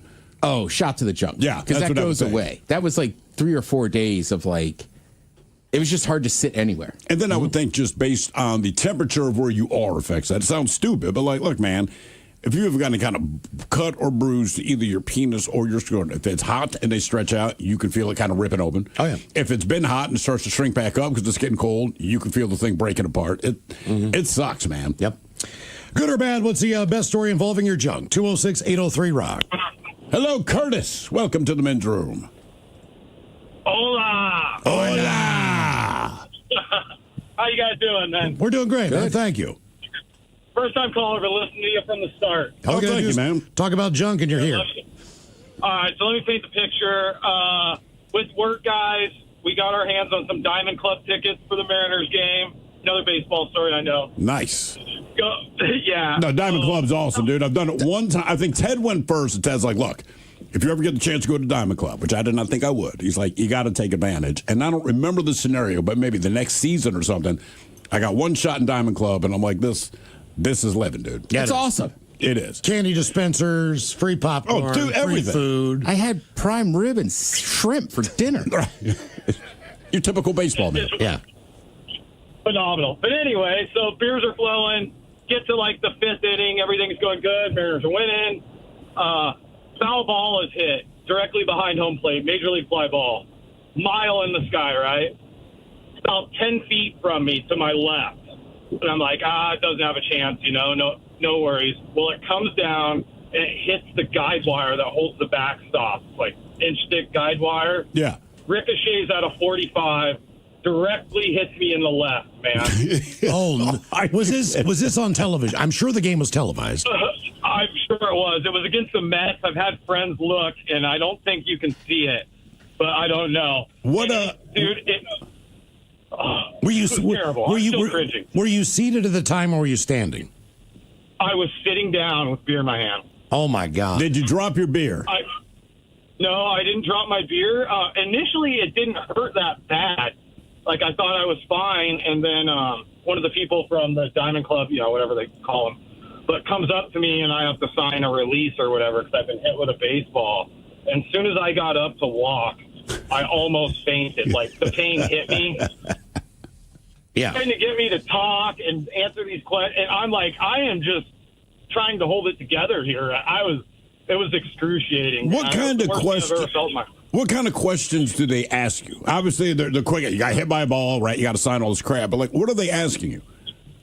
Are you okay? Do you want medical attention? Do you want all of it? So they're not asking you to sign anything, because my understanding is. Oh yeah, I had to sign some sort of release. I just kind of assume when you bought that ticket, you understand the risk. Like that's already taken care of as far as documentation. And then when you actually get hit, they're probably like, let's double down on this just to make sure. Yeah. That's my guess. Anyway. Man, that's crazy. It was crazy. Did you? It swelled up, let me tell you guys. How big did it get? 3 times, probably. Let the Grinch's heart. Did you get the ball? I did. All right. Okay. At least that happened. So did it stay in the seat or did it bounce off? It bounced off, and the lady in front of me got it, and then they gave it to me. Her husband made her give it to me. Is that because you recognized where it hit you? Yes, exactly. Yeah. Everybody knew where it hit. Oh, you earned that ball. Okay.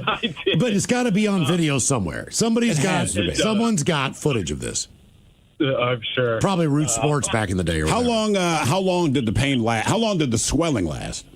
As my daughter said, I was walking like a cowboy for probably a week.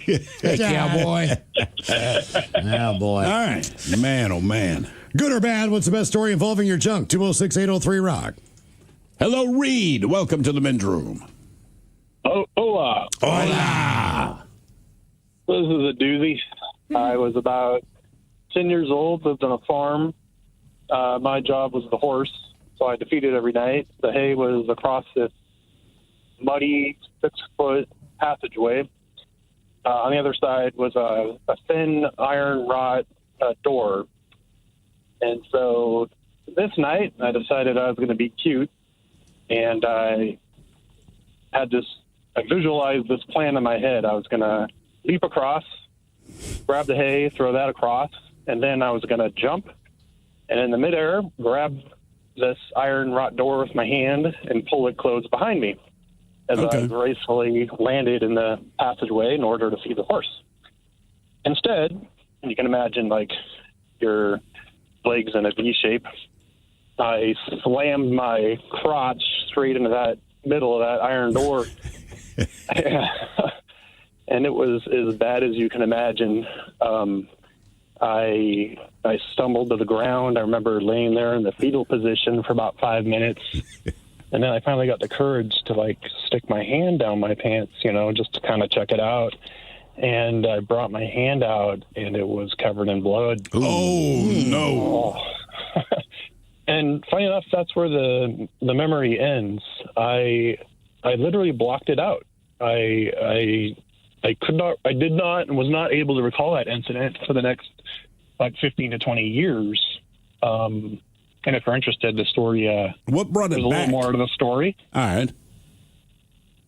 So when I grew up with adolescence and all that, I noticed I had a curvature to my, my part down there. And at first I just kind of thought it was a normal thing. But then I started to realize, well, no, this ain't quite normal. And, I'm trying to figure this out. Like, what could be causing this? And finally, I kind of pieced together one day. This memory of that event when I was 10 came back to me, and I was like, well, yeah, that adds up. These two things are probably connected to each other. So did you kind of more or less break your penis, you think, and that's how it healed? Yeah, I think I probably caused soft tissue damage and scarring to one side. Gotcha. Right. And so that's how it's going to lock. Did you go to the hospital? No, I think I felt like I was embarrassed, and I didn't tell anybody. How old were you again? I was just around 10. Yeah, that's why. Okay. Yeah. I mean, as an adult, you're like, take me to the hospital. So, no kidding, yeah. So you absolutely blocked this out of your mind, but the fact that it's shaped like a boomerang, you're kind of like, this is not right, and that's when it came back to you? Yeah, essentially that's it. Now, when you had relations with women, did they ever comment like, wow, that thing curves, looks like a snorkel? So there's a medical term for it, so it's not an uncommon thing apparently, and I can't. Is that Peroni's? Yeah, that's the one. But is Peroni's? So I see the commercials for it. I don't have it, so I don't pay much attention. As far as Peroni's goes, is this something genetic, or is it something more like your case where you've done some trauma to it, and then with the scar tissue, it just kind of grows at the curve? Yeah, I was just about to say I'm no medical expert, and I never really consulted anyone about it. So I'll just ask Bill Clinton. But I don't understand exactly how it occurs. I'm going to guess that it can occur naturally, and there's probably a genetic component. And I would also guess that it's just sort of logical, right? Like, I mean, yours is self-explanatory, right? We can guess what happened there. I was just wondering, is that the case with everyone that has Peroni's, or is it genetic? Yeah, I don't think it's that uncommon to have a curve. No. KISW. The shenanigans continue. This is the Men's Room with Miles and Thrill. Little self-assist on this one. It said it's a hard one to fathom. A flight instructor in Argentina jumped to his death mid-flight, forcing his stunned student to land the aircraft on her own. Yeah. It's all according to CNN. She did so safely. Incident took place in Toledo last weekend. As first reported by the U.S. Sun, according to local media accounts, the 22-year-old female flying student said instructor Leandro Andre Bertazzo turned to her during the lesson and said, what you got to do? You got to carry on. He then took off his headset, unbuckled his seatbelt, and jumped out of the Cessna. Jesus, man. 42-year-old was found later. Student identified only as Rosario landed the plane without a hitch, though incomplete shock, according to Eduardo Alvarez, director of the Flying Parrot Cordoba School. He added that Bertazzo had showed no sign he planned to take his own life. It's impossible to think about or understand it, obviously. Authorities are investigating the circumstances surrounding his death, but she already told you what that was, so I don't understand what are the circumstances. What of the person there? I mean, jumped out of a plane. Would you think that she threw the pilot out? Right. I mean, what's the other scenario here? Wow. Okay. That is something. When did you need or lend a helping hand? 206-803-ROCK. Hello, Andy. Welcome to the Men's Room. Hola, gentlemen. Hola. I was standing on the back porch one day, and my youngest daughter, she was about 10, walked up and says, Dad, I think the neighbor's bush is on fire. I said, they have bonfires all the time. I'm sure it's fine. And she comes back early and says, no, Dad, I'm pretty sure it's on fire. So I go, okay, I'll grab a fire extinguisher. I'm a car guy, so I have a bunch of ABC fire extinguishers around all the time just in case. I walked down there, and sure enough, they'd set not only their bush on fire, but their garden shed with their lawnmower and implement destruction in it. So I sprayed the fire extinguisher all over the place on the ground, sweeping it, put out the bonfire, put out the bush, put out the shed. And 45 minutes later, the fire department shows up. I said, "Oh, we're so glad you called. They found a hot spot on the bottom of the shed when they ripped it apart with their pry bars. But other than that, everything was good." Awesome. I have yet to pull the pin on one. I've done it one time. I mean, I accidentally pulled the pin on it, but not, for real. Where it worked for fire. Yeah, did it once. Restaurant I'm working at, top floor of a museum, same museum where your coworker broke the chair. And the thing about the day was we had a surprise health department inspection. But if you work in a restaurant, you hate it's bad enough when they're scheduled. You certainly hate it when you're surprised. But the woman came in, she did her inspection. The nice thing was we passed with flying colors, and she was very complimentary to us. "Hey, man, you guys keep a clean kitchen." I'm like, "Thank you, man. I appreciate that." So she has to write up her report. So she sits down at our bar, orders a salad, and she goes to write up her report. And again, I'm feeling great because we're getting like an A+ on a surprise inspection, man. So just as a cook in the industry, like, you feel pretty good about yourself. So I'm chatting with her, and we're getting along very well because she's happy that our restaurant's clean. I'm happy that we're not getting flagged for anything. And one of the cooks comes out, and he's like, "Hey, can I talk to you, ma'am?" And you can tell there's like this sense of urgency. I'm like, "Yeah, just give me a minute." So I kind of finish up with this woman. I'm like, "What?" We just go around the corner. I'm like, "Dude, what is up?" I'm talking like to the health lady. He's like, "Yeah, there's molten metal falling out of the ceiling onto the grill." Like, molten, what are you talking about, man? I go back there. Sure enough, these little blobs of metal were coming down. Turns out, by the time we discovered that the vent was on fire, it had been on fire. That's what the fire department tells us. Probably for like 2 days. Right, but these small, that's why it had gotten so hot. Because I'm like, dude, we cannot set metal on fire. But it had been there for like 2 days. Anyway, we're like, uh-oh. So I walk back out to the health department lady. I'm like, "I'm going to have to ask you to leave." She's like, "What did I do?" I said, "You haven't done anything, but in spite of how well we did the inspection, my kitchen's on fire." Right? So automatically, now this becomes a negative, which I understand. But we grabbed the fire extinguishers, put out the fire. We had to go up on the roof of the museum and spray down. And we're pretty sure we got the fire out. The fire department shows up. And I remember they're like, "Hey, good job, guys." We're like, "Oh, thank God. It could have been so much worse." And says, "I have very bad news for you." I'm like, "What?" They have to run their hose from the top down into the kitchen. They're like, "Look, you're going to flood the kitchen. But there's nothing you can do." And they're like, "Look, we don't want to flood your kitchen, and it seems like the fire's out, but there's no guarantees, right? We do this professionally. Let us do our thing." And we did. And sure enough, I don't know if there was still a fire up there or not, but like all the soot and all the crap that's been collecting in the vent anyway over the years, all that stuff is just getting blown out. I mean, with the force of a fire hose, man. So we're watching it basically come through the vent, onto the grill, all over the food, all over the floor. Had to shut down the restaurant for 2 days. And I remember the general manager, he comes rolling in, and he's like, "We should clean this up and be open by tonight." I'm like, "Ken, bro, I mean, Yeah, right. We literally have to make every single food item we've had again from scratch. We still have to clean up the kitchen. It is impossible." So he said, "Well, hopefully tomorrow." I'm like, "Well, hopefully, man. But I mean, it takes what it takes." But yeah, 2 days later, managed to get it open. But that's the one time that I used a fire extinguisher. And in the museum, there were maybe 6 of them total, just based on because it was 4 floors. We're on the 4th floor. So they had like 2, I believe, per floor, or whatever it was. But we used all of them. Yeah. But I've only seen a hose used once. What do you mean? Like a fire hose? Like an actual hose. I've only seen, like, really? even when Herky's house burned down, it was almost to the ground. There was no point in wasting the water. Oh, really? It was just, that thing went up, and by the time they got there, it was a volunteer fire department. Yeah. It was just, there was no point. So they didn't even turn the hose on? No. They just let it burn. God, what about when you, was that Ladder 42? Was that the name of the movie? We did not get to hose training. Really? They don't do that. They put you in a burning building, right? But the building they put you in has gas lines. No, I understand. To simulate heat. So you're not really going to spray out those gas lines because they're just there to train. Yeah.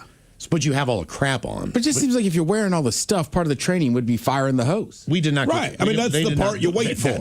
We did not get to that point. Like, they really never, that was not for us. So I don't know if those were probably real firemen were actually doing that stuff in the movie. They did hire a lot of real firemen. Yeah, because you have to be trained to be able to, to obviously. use it. So I'm just saying, if I'm going through the training. I don't think you can do a weekend training or whatever it was, 3 days, and, get hose ready. Okay. I mean, I don't know. I'm just saying. That seems, I don't know, man. If I'm doing 3 days of training like you did, like I want to, what do you use the hose? Wouldn't that seem, I don't want to say the easiest, because I don't mean it exactly like that. First of all, you realize the nozzles on those things are like 10 grand. So if you Right. drop it, you're screwed. But you put me in this hot ass building with all this equipment on, right? All this stuff, but I can't shoot the hose. Like, come on, man. When my car blew up in Virginia, I did not realize how hot the engine was getting. I'm not sure if I just completely ran out of coolant. I know for a fact that the engine block at some point had cracked. Yeah. On that trip. So it wasn't, obviously I'd made it all the way down to Virginia and I was coming back. So it hadn't happened until probably coming back. And when the floor fell out of my car and when the engine blew up, so this huge ball of smoke goes up, okay? So I don't really think anything of it. But the guy behind me, the guy in the truck who pulled over to help me, he gave me a ride to the next exit, which was probably a couple miles down the road. Yeah. And now, at this point in time, I've also got part of my engine on a major interstate. Right, just sitting in the middle of the road. Smoldering. Like this thing is, but I don't really think about that. So I go to kind of push it with my foot to try to kick it off the road and basically melt the bottom of my shoe. Yeah, instantly I would. All right, I get into this guy's truck with a sticky bottom rubber and it sticks to the mat. I'm like, oh man, this guy's giving me a lift. And I'm pretty sure there's just like rubber melted into his carpet right now in this truck. But so he gets me there. And again, this is before cell phones. So the gas station, they make a call to the fire department or whoever the police department is. And when the truck driver, I got a tow truck driver to take me back to the car because I just figured tow the car someplace. Yeah. I got to figure out what to do. I ended up getting a Greyhound bus. But when I went back there, man, they were hosing the living hell out of the car. So I'm not sure if it had caught on fire or they were just trying to make sure that it wouldn't catch on fire or maybe it just started. There was no engine in it. Yeah. The engine had completely blown out of the car. But I was like, when he was doing that, I was like, dude, like I have a radio in there. Like that's your concern. Yeah. Well, the floor of your car fell out. It's like my radio. Yeah, seriously. Like I had all my stuff in there. All my clothes were in there. Oh yeah. Damn it. Everything. Like I just been gone on a job training thing for a week. That's it, man. I mean, the water does. Because like I had one of those like little suitcases, zip up things for all my cassettes. Yeah. Just like everything that you travel with when you're that age. Mm-hmm. I had a radar detector. I had all these things, man, and it was like it just got dumped in a bathtub. Oh, yeah. I mean, that's it. Like the fire does half the damage, the water does the other, but at least the water put out the fire. Right? It's like, well, instead of this thing burning up, I just have to get rid of it because it's absolutely waterlogged. Oh, yeah. But you get to save the structure, right? When did you need or lend a helping hand? 206-803-ROCK. Where do we go? Let's go to Yellowstone. You've probably seen the video. A grandfather's walk through a Yellowstone campground turned violent when a bull bison suddenly charged and sent him flying an estimated 8 feet into the air, according to a witness. Now, if you've seen the full version of this video, honest to God, as far as what I would understand to be somewhat safe, he was not being one of those idiots. No. He was not being aggressive. He was not trying to taunt this animal. He was way far away from it. He was with his grandson, I believe. With his grandson 100 yards away. All they did, the guy stopped to turn around to take a picture. And again, understand, it's not like he approached it. He was the Yellowstone Park recommended distance from the bison. And the bison, he's just kind of flopping on his back, kicking up dust, doing whatever bison do. Then he sat down and he kind of looked at the guy, but he still didn't make a move. To the best of what witnesses can say, because I read the witness testimony, then saw the video. They said, look, the bison seemed like it was being cool, and the guy was a safe distance. But then this big-ass pickup truck drove between the bison and the dude, and then the bison kind of responded to the noise of the pickup truck, but instead of chasing the truck, he keyed in on the old man and his grandson. Yeah, he did. And because the truck's probably so loud, it just triggers that bison's response. Yeah. Well, a photographer, Mike McLeod, he was camping at the Bridge Bay campground, and he started filming this thing. He was actually filming the animal from a distance beforehand. Mm-hmm. So he did not know what was coming. Like this No. Yeah. At one point, it began rushing a group of children before you see this video that had scattered. Now, the National Park Service has not yet released details on the incident. They don't need to. It's all there on video. McLeod said the man, identified by the New York Times as Carl Issam McDaniel, and his grandson were about 100 yards away from the bison, about the distance that Yellowstone recommends, when they paused to take a photo of the bison, which appeared to have calmed down. A passing pickup seemed to set the animal off again. McLeod told the Cowboy State Daily it then charged into the trees where the pair tried to hide. The grandson did end up escaping, but the bison hooked on to the granddad with his left horn on his hip and tossed him in the air. He made a perfect flip and landed on his side. They say the bison was at least 6 feet tall, and McDaniel several feet above him. So he threw him up in the air. McLeod and others ran toward the animal, yelling, prompting it to bolt. McDaniel was taken away by Yellowstone EMS with multiple broken bones and what his grandson later described as significant injuries. He maintains the visitors kept a safe distance and that the bison likely was amped up by rutting season.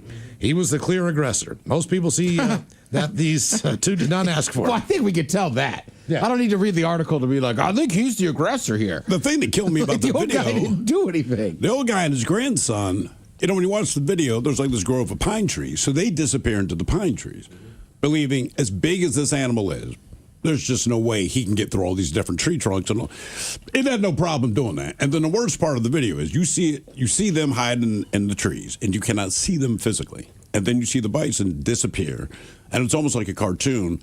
The trees are moving back and forth. There's a massive dust cloud, and then you see old man hauling ass out of the other side trying to outrun them. And it's not funny, but it almost looks like an old dude. Benny Hill sketch. It just look. This guy has no run technique. The guy runs like Jack Sparrow. He does. He's old. He has red suspenders on. He's got like an old. It really is. Right. I mean, everything about this guy looks like you want him to win. You want him to be okay.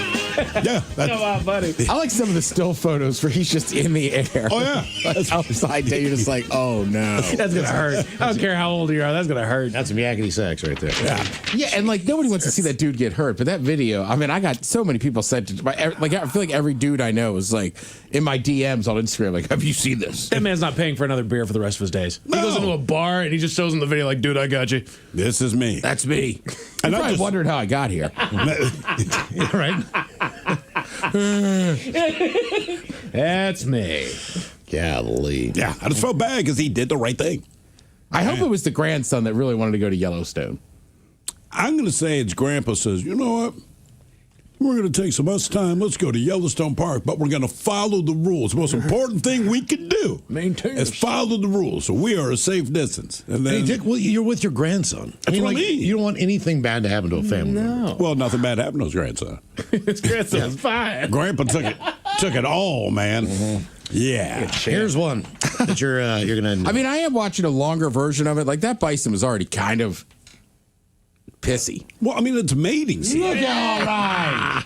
Jesus Christ. He was feisty. Okay, but what broke the bones? Was it the fall to the ground? It's got to be the fall. Probably both. Well, didn't they say that the horn like hooked him in the hip? So there's Didn't one. it say it hooked his pants? Pants or hip? Right. I saw a hip. It could have been his pants. I don't. Either way, homie got airborne, man. That's a long tumble, man. Someone is texting in that guy's from Washington State. He might be. No way. Which wouldn't surprise me. I mean, Yellowstone's reasonably close, right? Yeah.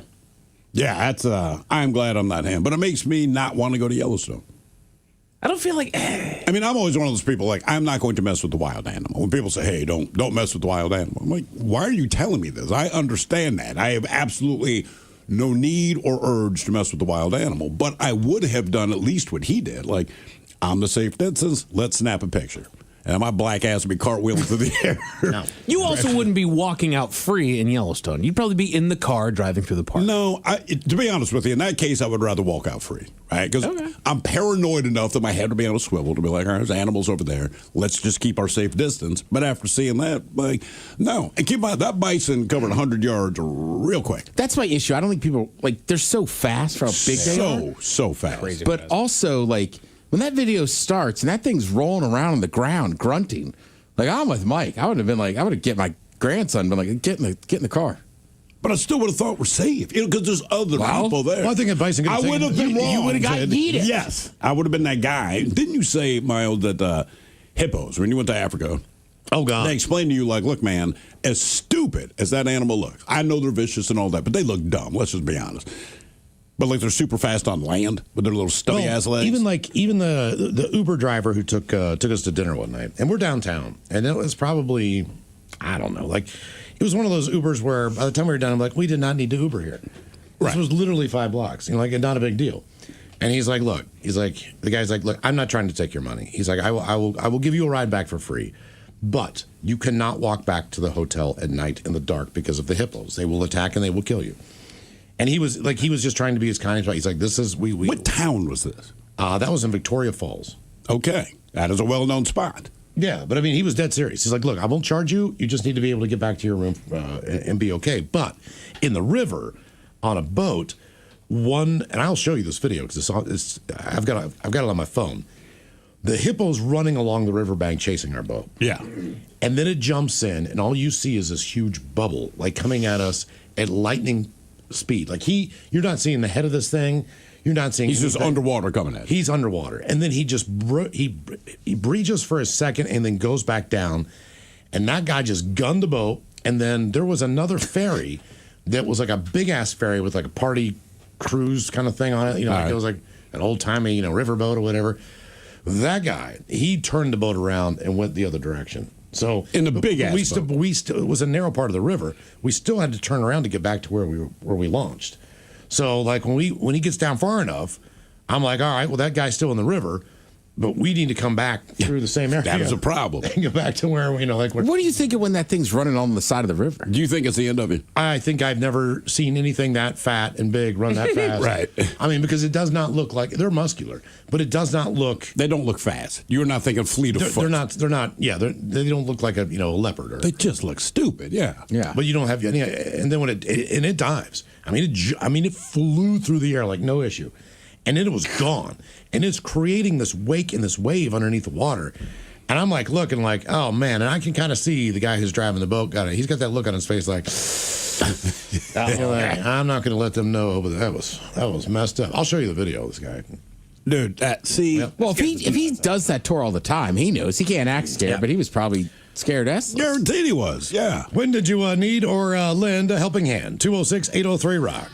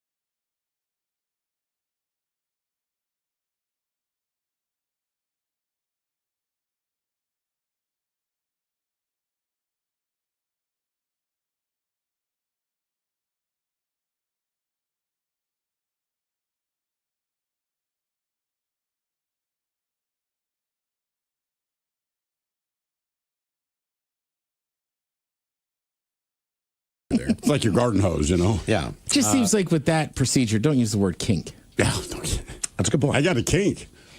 So you can deflate it back to the pump shoes by pushing the release valve located down there as well. What if she hits it by mistake while you're bowling? Sorry, baby. Well, you got to pump it back up. Yeah, pump you up. Good or bad, what's the best story involving your junk? 206-803-ROCK. So they say that in Ireland, the average cost of that surgery is like $36,000. What do you think it is in the States? 80. Believe it or not, it's cheaper. Anywhere from 20 to 30. Huh. I know. I looked it up. I'm like, oh, God, how much is it in the U.S.? I'm like, how? So, hey, Irish listeners, if you need a bionic penis, it's cheaper in the States. Hello, old man Kenny. Welcome to the men's room. Hola, gentlemen. Hola. Mike Hawk, I'm sorry. I'm switching stories. I have a way better one. As it turns out, this happened to my buddy. Kenny, Kenny, I'm just telling you. I don't think you want to do that, but go ahead. Tread easily. Well, this happened to my partner and good friend of mine. We were 15 and 75 and would hang out there in the summer. He stayed in his dungeon basement. He was a late sleeper. I'd go wake him up around noon, and we'd do our thing during the day, what teenagers do. For 2-3 days, I don't feel good. I don't feel good. By day 4 or 5, I'm still trying to get him. No, I'm not doing it. I said, well, what's wrong, dude? He said, one of my testes is swollen. I said, swollen? He says, yeah. And we went to grade school through 9th grade, We're like brothers. I said, show me. He drops his pants, and one of his testes is bigger than a softball, almost the size of a grapefruit. Jesus, man. Almost the size of a grapefruit. Don't tell my dad. Don't tell. Well, so he went and laid back down. I went out the backyard, up the front door, and told his dad. And his dad rushed him to the hospital, and they had to remove that testy. Oh. It was abscess. He would have died the next day or so, according to the doctor and him. Yeah, it was. I mean, it was huge. What leads to an abscess? I don't know. I mean, is there anything that he did, or is it just something that happens? My point being, I want to avoid anything that would lead to an abscess of my testicles. And I asked him, did you take a shot there or anything? And he didn't recall any incident. But, yeah, he went on to have 3 kids with one testy. And us, the guys, the close friends we'd hang around, when Jim would come walking up, here comes Jimmy with a Johnson in his hand. He's a one-ball man, and he's off to the rodeo. All right. I'm sure he appreciated that. Go, got my testicle removed, and my buddies wrote a song about it. Want to hear it? Here it goes. Good or bad, what's the best story involving your junk? 206-803-ROCK. I just think it's crazy. Don't tell my dad. Yes. I mean, even in my younger days, if there's something wrong down there, like, you need to take me to the hospital. It just needs to be done, man. I feel like generally you'd have that reaction if you would hurt yourself doing something dumb, but like you just wake up and you're hurt like that. Yeah, tell my dad. Yeah. Absolutely tell. I would rather tell my dad when I was a kid than probably my mom. Well, because moms do show me, like, just believe me on this. Just trust me. Hello, Mike. Welcome to the men's room. Hola, gentlemen. Hola. So, my wife at the time was my girlfriend, right? We decided to go on this vacation down to California. We're in this hotel room. We just get out of the shower together, and she snaps me with a towel. So I start snapping her back, and we're having like this towel snapping fight all over the hotel room. And then all of a sudden, I have a tendency to like take things way too far. So I'm getting more and more aggressive with my fighting techniques, and I went to go hit her right as she was turning, and I got her right in the clam snapper, just as hard as I could, and she goes down. She's crying. She's like, I'm like, okay, we'd only been together for probably like 8 months, and I was like, well, that was a fun run. I guess this is over. You just thought it's done. And I'm rubbing her back. I'm sorry. Well, she gets up and she's laughing, and she's like, it's my turn. So I'm running away from her, and I don't know how she managed to do it, but from across the hotel room, she got me right in the berries. Oh, did it take you down? Oh, I went down. Harder than she went down. Yeah. Well, it caused me to have an erection, right? And I was like, okay, well, I guess that's what happens, right? Well, 5 hours Now, there's later, a man for you, everybody. I got an erection, and my thought was, all right. No questions asked. 5 hours later, we end up in the emergency room because it's still there. It ain't going away. And the doctors are doing like these blood tests. What's going on? What did you take? I didn't take anything. No, BS. What did you take? And I didn't take anything. This is what happened. And so eventually he comes up with this idea. Well, have you tried taking care of it the natural way? And we both look at each other like, well, no, we didn't think about that. And he's like, well, maybe you should try that. Let me go get your paperwork together and get you out of here. Okay, cool. Well, we decided to just go ahead and take care of that right there at the hospital. You know, we're in this emergency room. The curtains are all closed. We're going at it. Nurse comes by and just swings that curtain wide open. Everybody in the emergency room sees what we're doing. We're just going at it. She's like, you guys got to stop that right It's now. medical. Yeah. And I looked at her and I said, doctor's orders. And then my wife said, well, we can't stop. And she's like, why? And she's like, I need a towel. Oh, God. Jesus. All right. Okay. But did that work? Was that the solution? Actually, it did. It did work. After that, I was done for a couple days. Actually, it didn't feel too good for a few days after that. I wish that was the medical conclusion to all problems. Yeah. Doc, I'm running a fever. Hey, listen, son, in the next 10 minutes, I'm going to need you to have sex, okay? That's the only way to break the fever. Like, all right, Doc, I've seen somebody open up skin on a towel fight. Really? In a locker room, on a thigh. I mean, it opened his skin up. That was when I was like, this is not as fun as, I did not realize. When you're a little kid, it's fun. A welt is one thing, but to actually open up someone's skin. Oh, yeah. I was like, Jesus, man. Like, that was.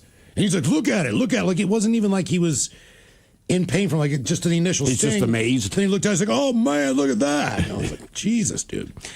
Good or bad, let's see a best story involving your junk. 206-803-ROCK. Hello, Chris. Welcome to the men's room. Hi. Hola. So I was at work 3 weeks ago and was setting up an area so that I could work overhead. I took a step at the end of what we call an iron pile and lost my balance. Well, as I lost my balance, I reached back to try to catch myself, and there was an 8-inch by quarter-inch by 4-inch piece of steel. It went through the back of my pants, sliced what I thought was my scrotum, and so no one else is around. I have to get myself unhooked from this. I reach down, there's blood. I walk to the outhouse on the job site, grab all the paper gaskets that go down on the toilet there, and I stuffed them up there like a man pond to stop the bleeding. A man pond. Yeah, and what I could do is, because I couldn't see what happened, I took a picture of it. A picture of it looked like a woman on a bad day, and I thought I reached down there and I thought I had a hole in my scrotum. So I called my foreman, and he's like, what's up? And I'm like, so I tore my scrotum. I think my testicle's about to fall out. He's like, what? And luckily we had an on-site doctor, or not doctor, but like a medic or whatever, to keep us from having to go to the ER, so to speak. And we walk in there, and it's just shortly after his break. So he just gets done eating, and he's like, what's up? And I'm like, I think I tore my scrotum. And he's like, and just the expression on this kid's face dropped, turned kind of white, and he's like, what? So, I shut the door, kind of get in this awkward yoga position because, again, I don't know what it looks like. And he's like, oh, well, I can put some ointment in this, but you should go to the occupational clinic. So then we go there, and same sort of thing. The doctor lady comes in. She goes, what happened? KISW and KISW HD1 Seattle. Always live on the free Odyssey app. From the Pinky's Plumbing Studio, you're in the men's room. Text the guys at 206-803-ROCK. Your guess is as good as mine. Count of our categories today: the states that spend the most on fast food and rat-infested cities. That's coming up after emails on our question: when did you need or lend a helping hand? And animals need that too. Oh yeah. Told the story many times about jumping over the cliff there at Gold Gardens to save Miles' dog. That dog sucked too. But there are more. I should let him die. I mean, look, you can't. What I'm saying is, I know deep down you wanted to, but you can't. That is correct. Yeah. I mean, look, that dog sucked. And I know it had to be one of those, all right, like this is the perfect excuse to not have to deal with this dog anymore, but I can't do it. It's almost like families. I knew a couple families growing up that had 5 or 6 kids. And for the most part, they're all very similar. But there was one family where one of the kids who was my age, who was in my class, he was the one that sucked. Like he was. Like his sisters were cool. His younger brothers were cool. But he sucked. He was just a D-bag. Right. All the time. Golden Retriever is safely back on the ground after becoming stuck in a tree in Montgomery County, Pennsylvania.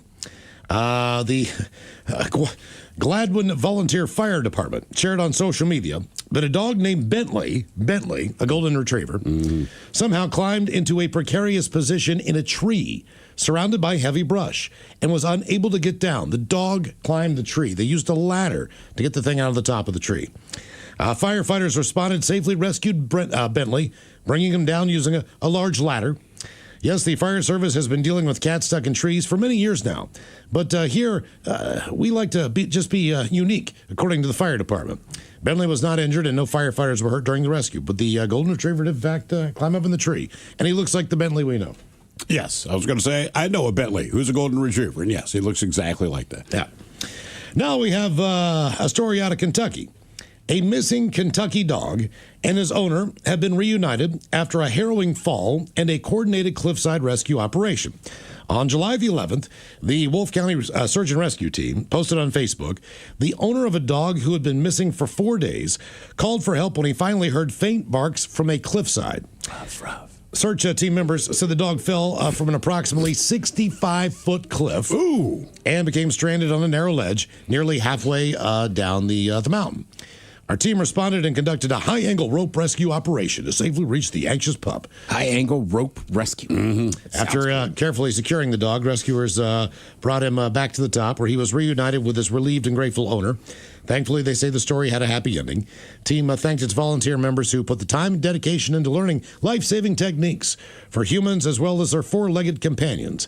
Every life matters, and we're thankful that this one made it home. I mean, look, it's not that it's funny, but sometimes rescues go wrong, all right, whether it's animals or people. And this videos have been out there forever now, but it's like the two old guys in like Scotland or something that I guess had rescued a hawk with like a broken wing. Whatever they did, they nursed this thing back to health was the point. So they'd grown attached to it. It was a falcon. Pedigree falcon. Pedigree falcon. And peregrine falcon. Yeah. And they're in a park. And they're already kind of sad because they got to say goodbye to it. And they're, let it go. They're going to let it fly through, free. And again, it's two old dudes. And you can just see on their face like, hey, we did a good thing. Time to say goodbye. And they let go of this falcon. And it takes off just as majestically as you think.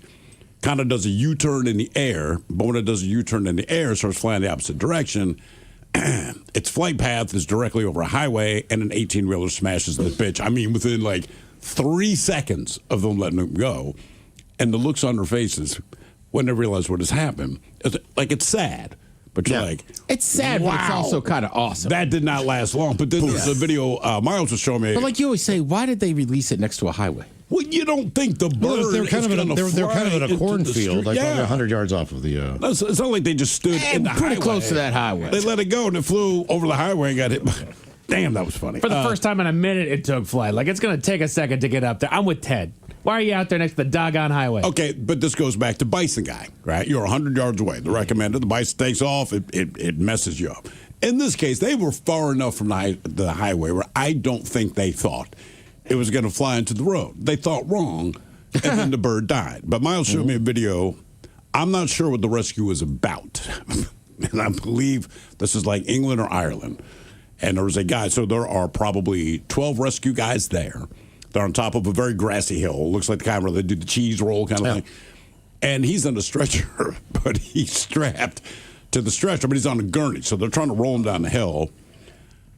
I don't think they were trying to roll him down the hill. I don't know what do you think. I don't know what the hell happened. Long story short, dude falls. Keep in mind, he's strapped to a board. So have you seen this? No. Oh my God, you have to. He falls off of the stretcher, starts rolling down the hill, man, and it's cruising. It was. He didn't roll down the hill. I mean, he is. Are you watching it now? He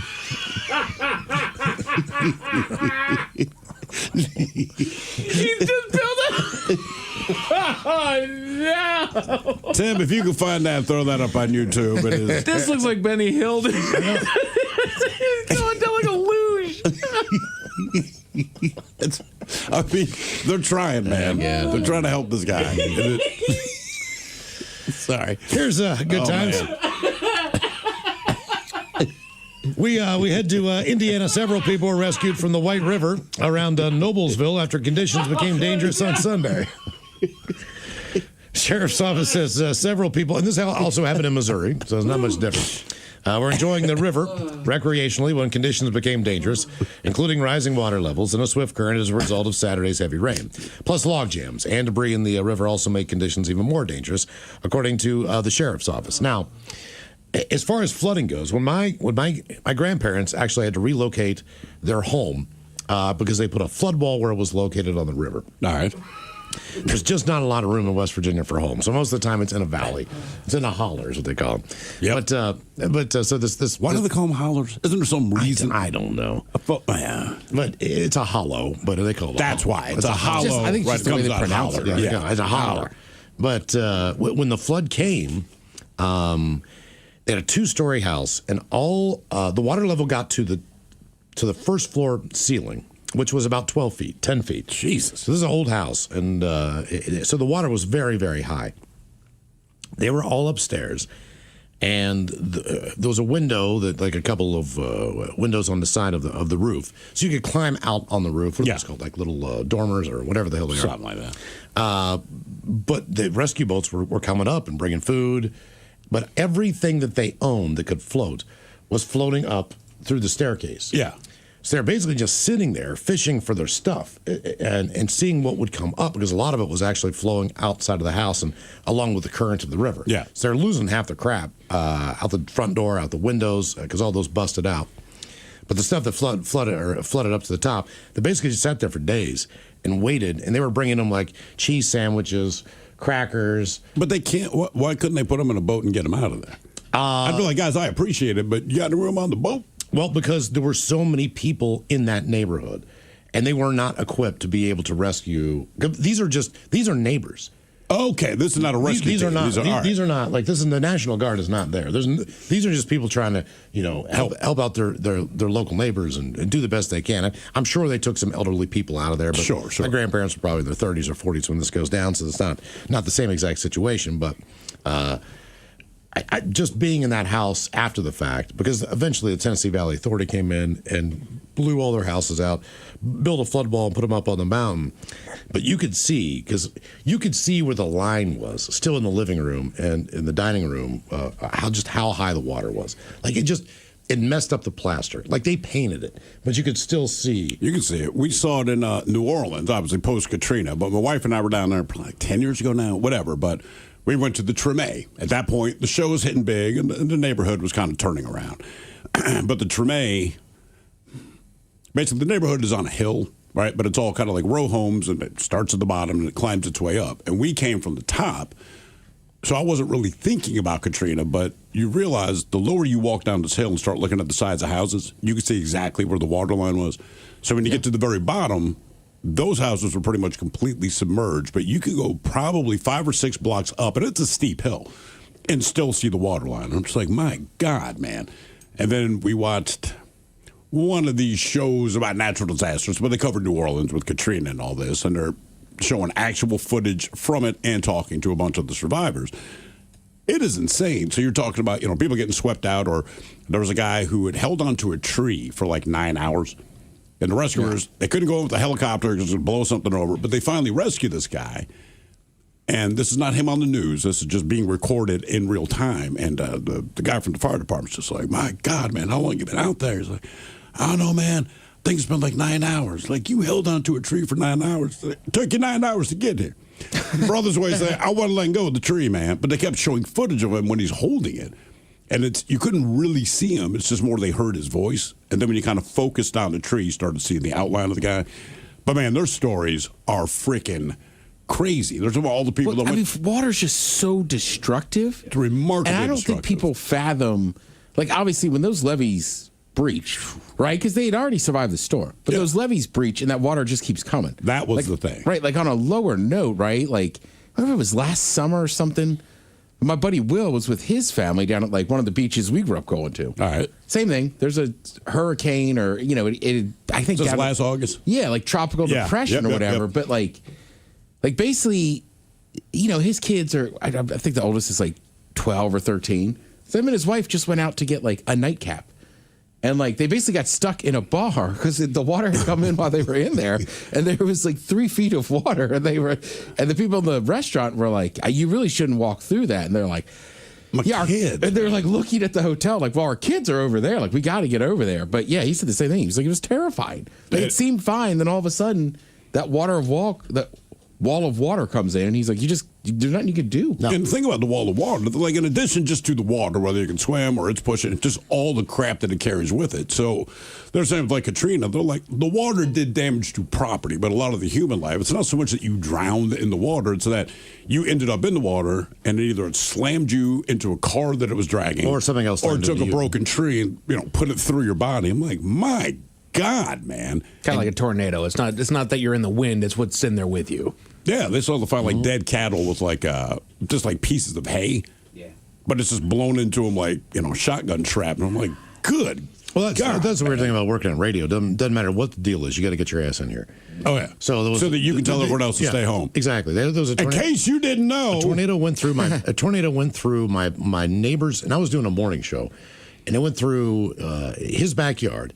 It knocked out like 4 or 5 huge oak trees down in his backyard. It did not make it to my yard. It went the other direction. But the wind was so strong at the time, one of the trees that was in his yard kind of fell over the top of my driveway. Yeah. So I could not back my car out.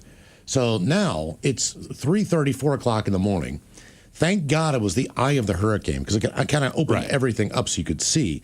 And me and my neighbor were out there for probably an hour to 45 minutes, cutting the tree into pieces and rolling the logs onto the side of my yard, just enough for me to be able to back out of my driveway and get my car out of the garage. To go to work to tell people the obvious. To work, to give reports.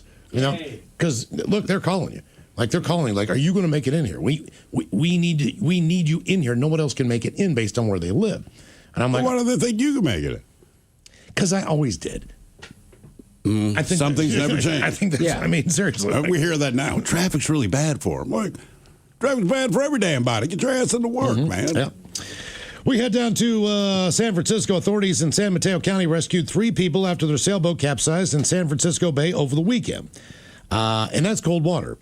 3 Peninsula residents are safe after they were rescued from a capsized sailboat over the weekend. About 1:30 yesterday, deputies from the Marine Unit of the San Mateo County Sheriff's Office were training, which was lucky, in the water near a bridge when they heard a water rescue call, and 2 of the boats responded.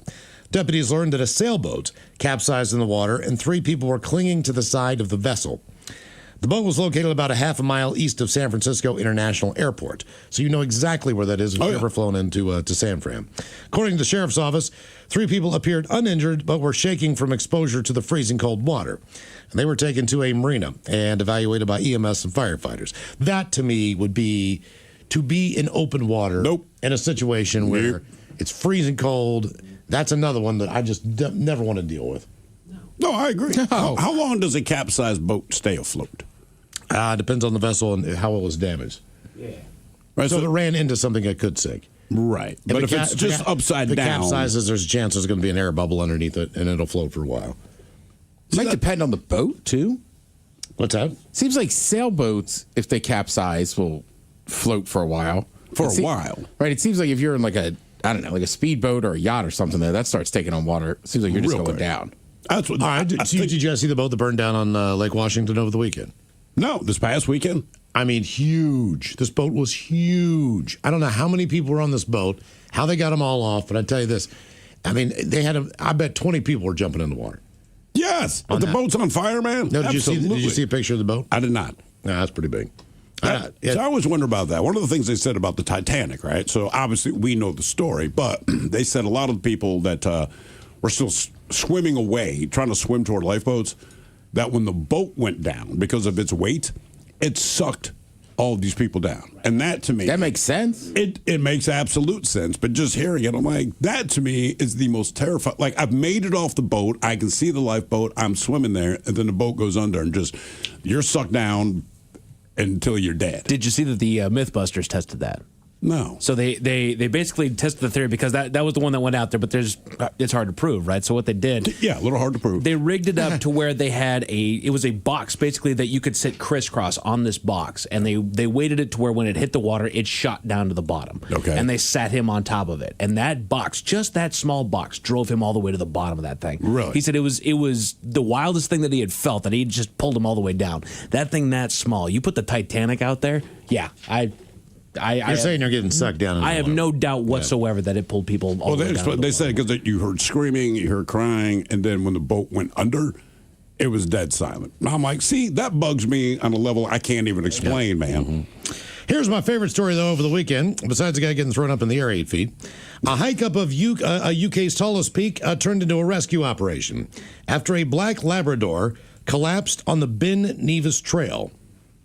It's big one wheezy. Likely after eating someone's bag of weed that they left behind. Oh. Dog trainer. Did he eat it before or like during the hike? During the hike. A dog trainer named Christina Bloom says Tokyo, her normally energetic working dog, lost the use of her legs and drifted in and out of consciousness halfway up the 4,500-foot mountain. Drugs! During a trip to Scotland last weekend. A local mountain rescue team stretched the 55-pound dog down to Crown Vets in Fort William, where staff told them they expected or suspect Tokyo had ingested a whole bag of marijuana that was left along the trail. The dog was unconscious for most of the descent, but had fully recovered by the next day. They praised the rescuers for their kindness and professionalism, and now are urging people to be more careful when tossing drugs and other substances, even in seemingly remote locales. Why would you toss your drugs first? Somebody must have dropped that. I can't imagine anybody just tossing a bag of weed, especially mid-hike. It's too heavy. I agree. Somebody out there heard the story and said, hey, dude, I know where our weed went. Oh, trust me. But we're going to keep it quiet. I've had to take an animal to, you know why, because Did he eat weed? Did he eat a brownie? Ate the entire, I had a little tray of weed on my coffee table, and Miles ate the entire tray, licked the entire tray clean. He started freaking out. My wife at the time is a vet tech, so she's like, she's seen the movie before. Like they bring animals in like that all the time. There's not much you can do. There's nothing you can do about it. But either way, it's her baby. It's her dog. So one way or another, his ass is going, to Shoreline or wherever the hell to get checked out. He was fine. There was do nothing you wrong with him. need to take your pet to the vet if you know it's because they ate weed? I mean, if you have a Chihuahua and I get it, but I'm saying, a normal sized dog. I think instinctively you're going to just because you're worried. Like you want some sort of reassurance if there's any that they can to make you. sure Right. it's the weed, I guess. I mean, you're right, but I've heard this story before, and it's a lot like Miles. I'm pretty sure when you take them, there's kind of like, just keep an eye on them, give them some water. I saw a tiny dog that ingested an edible, and the dog was fine, but at one point we looked over and it was just standing there. It just fell over. The dog did? Yes, because it was only like a 6 or. Did anyone go pick the dog up or not? Yeah, we kind of tipped it back over. It was just like, God, it sounds awful. That dog went on to live for years, but it was just so funny as he would just stand there and go, ugh. That's some good weed right there, man. But same thing, they took him to the vet, and the vet was like, he's tiny, like he'll be okay. I can't imagine mentally where he's at. Probably in a pretty good place. Probably chasing squirrels. So a couple Christmases ago, we were on break. The show was off, and we're back home for the holiday season, and we had just moved into our new home. The wife, she wants a new cat. She's beside herself. She wants to get herself a new kitten, right? So we go and we find this one. We got this cute little new guy. His name's Dominic. We get him, and he is probably the biggest troublemaker that we've had. I haven't had a black cat since I was, in single digits, but he fit right back into what I remember. They get into trouble. They're mischievous little things. So all of a sudden, we're hanging out. This thing is just weeks old. He jumps up on top of the bed at one point. We're just hanging out in our room, and he jumps up on top of the bed, and all of a sudden he starts doing that move, right? All right. And she notices that there's bubbles forming, and she freaks out. She's like, he's foaming out the mouth. So she reaches in there, she pulls something out, and there is a pill that has now been chewed on. Oh. Yeah, this is not good. So she's identifying the pill while I grab this kitten by the scruff, and I'm shoving his head underneath the sink like, drink! Just drink! It was gabapentin. What the hell is that? It's a certain kind of a drug that to be honest with you, I'm not sure what it is, but my wife uses it, and she uses it frequently, and so she freaked out. She ended up having to call an emergency vet, an emergency call service. She had to spend extra money, like $80, to get emergency advice on whether or not this was okay. Advice. Which is basically them going onto Google saying, oh, yeah, actually, they prescribe gabapentin to cats all the time. He's going to be a little bit sleepy, but he'll be fine. Like, I got it. Yeah. Your guess is as good as mine. Count of our categories today. The states that spend the most on fast food, rat-infested cities as well. And we got your emails coming up next in the men's room at KISW.com.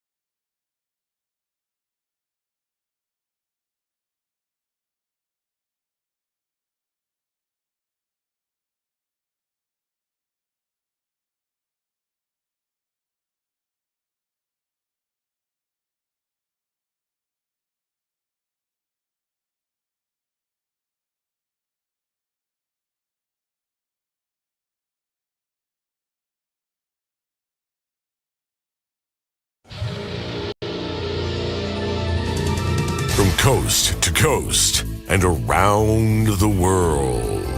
If it's not important, you'll hear it here, exclusively on In Action News. Here now are Stone Ledbetter and Felix Foxworthy. Tonight, a crazy cat lady actually combed her hair. But first, I hope everyone had a wonderful weekend. I did until yesterday, Sunday. What happened yesterday? You happened yesterday, Felix. What did I do? I was being a pious sheep among the flock. A pious sheep among the flock? Felix, you inexplicably were invited to do a guest sermon at my church. Okay, they asked me, Playboy. They said I have a unique perspective. They thought I could breathe some new life into the gospel. I don't like having you at my church, and you did not breathe new life into the gospel. I disagree.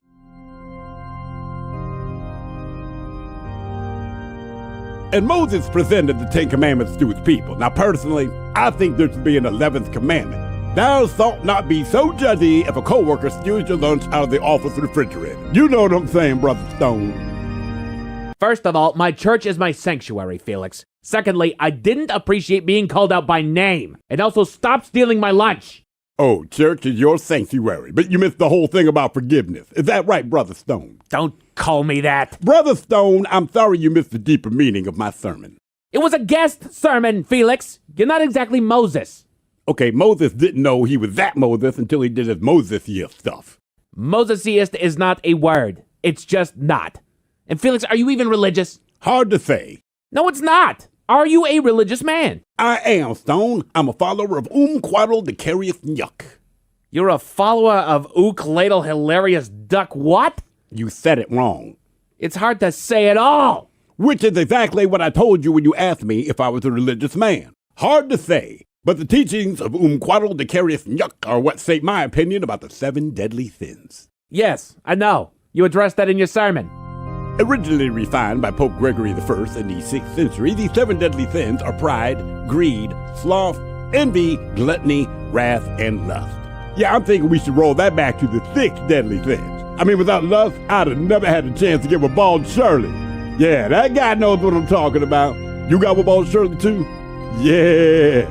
Without lust, we'd have both missed out. Yeah, we Eskimo brothers now. Play on, player. I'm pretty sure you were walking the line of blasphemy there, Felix. And what is an Eskimo brother? If you don't know, you don't know. But it all starts with Bald Shirley. Felix, I would just appreciate it if you didn't guest sermon at my church anymore. It made me uncomfortable, and I don't think that you're suited for spreading the word, so to speak. What are you talking about, man? The Last Supper. Who picked up the tab?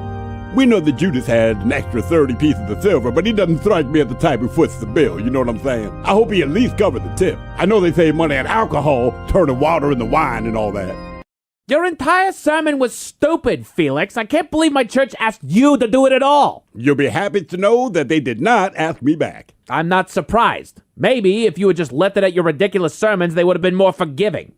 But then you pretended to speak in tongue. I wasn't pretending, Playboy. The spirit hit me, man. No, it did not. Summa lama ding dong from the mountaintop to glider. Glider, glider, glider. Blee, blee, blee. Split bop bop. Sibbity bop bop. Ding, bang pow. Sibbity bop. Libbity bop bop. Dibbity dibbity that God. Like that. Boom, bam, predeka pang day. That wasn't the spirit inside of you, and you weren't speaking in tongues. You didn't fool anybody. In fact, I think most of the parishioners were offended. I don't think you should be the Lord's shepherd, Felix. On the contrary, I believe it was John 14, where my man said, I will not leave you as orphans, I will come back to you. And that is why I will be hosting my own weekly spiritual program on this very channel every Sunday at 6 a.m. What? Tune in every Sunday for my new show, Good Lord. Do you really think this is a good idea, Felix? Absolutely. I'm not sure everyone agrees. We will be back. 5 Loco? Yeah, 4 Loco wasn't doing it for me, man. So I created 5 Loco. Where did you find the other Loco? It's a long, convoluted story, but it involves illegal substances from foreign countries. And with the closing of the Strait of Hormuz, it's a little more difficult to get the ingredients I need. Aha. 5 Loco. 5 Loco. I call it Loco Cinco. Why do you need to change the name? It's 5 Loco. Little thing called copyright infringement. Good Lord. Are you ready? And you know I represent myself. Which one are you guys starting with? Good bottled water, man. Discount. Manager special. I thought it was Fiji. Damn it. Successful Inventions, a shot. Successful inventions. I didn't get that script. 8 shots. That's the script. Got it. You ready? Ready when you are. You ready? I'm born ready. Okay, here we go. Audio, please. Are your eyebrows good? I'm chanting the 8 pagoda. 8 pagoda, all right. Here we go. Tim, are you finally ready? We are ready. Off and fit. Studio ain't paying for it. Yeah. I would do that, but my arms broken. Let's see where it feels natural. See where it feels natural. Old Lefty over here can get his arms right. That is correct. Ink smudger. Okay. All right. Cut.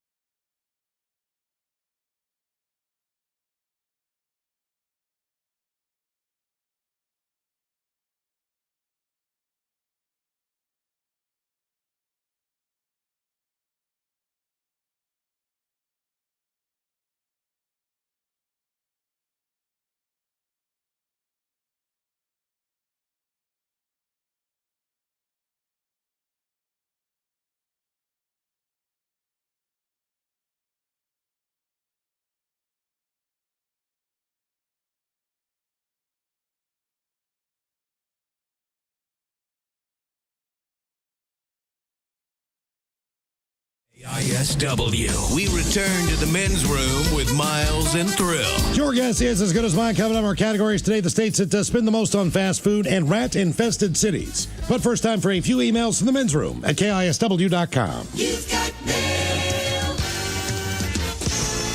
You've got mail. And a couple from our question, when did you need or lend a helping hand? Hola, my amigos. Thank you for all the laughs, as always. I remember seeing where someone wrote Alan Alda, who played Hawkeye on MASH. Yeah.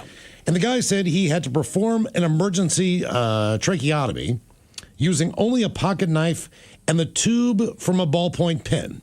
And he saved the patient's life. He said he knew how to perform the operation from a MASH episode where Hawkeye was relaying the instructions over the radio to someone else who performed the procedure.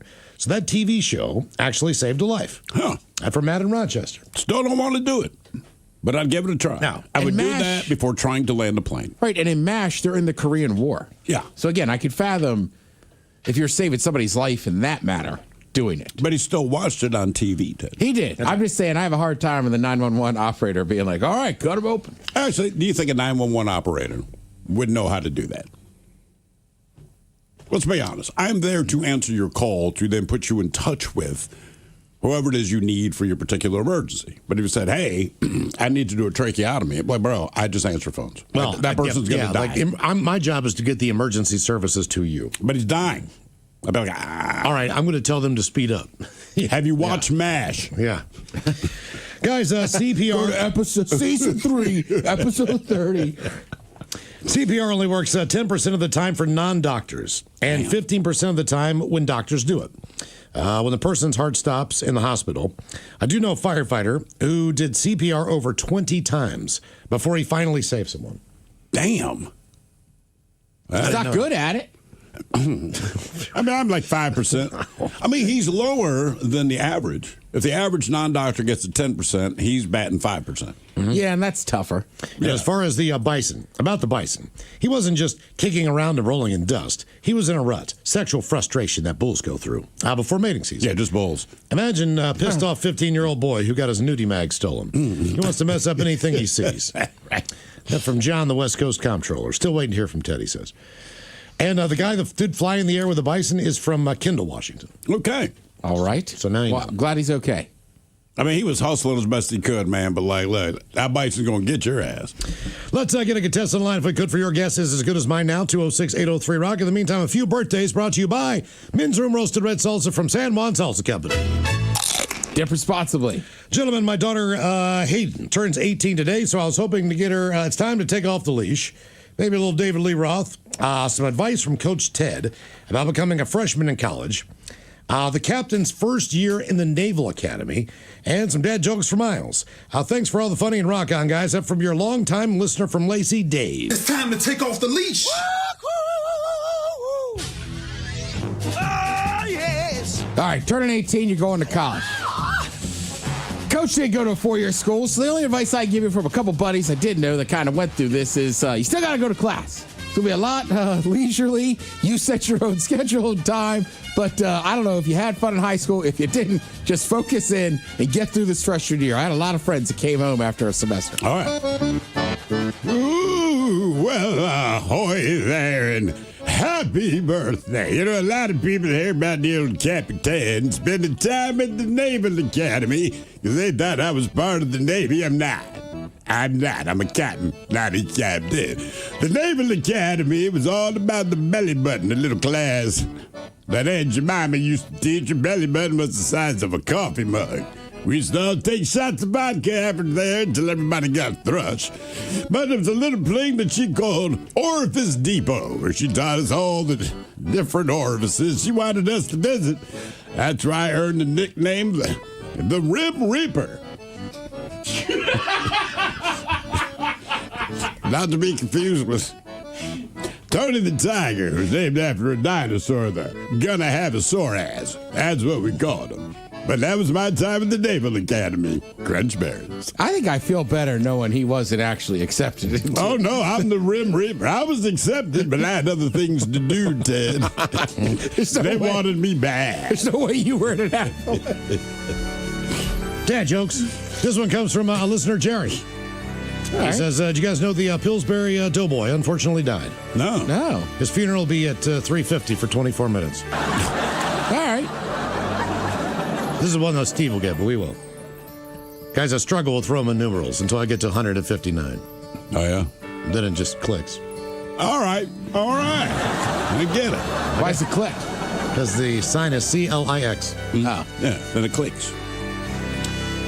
Who is bigger than Ariana Grande? Who is bigger than Ariana Grande? Ariana Venti. That is correct, Ariana Venti. My friend said, can I ask a stupid question? I said, better than anyone I know. And finally... That would be good if you were that is fast. a good one, yeah. Dennis says, this is going to hurt a little. Patient says, okay. Dennis says, I'm having sex with your wife.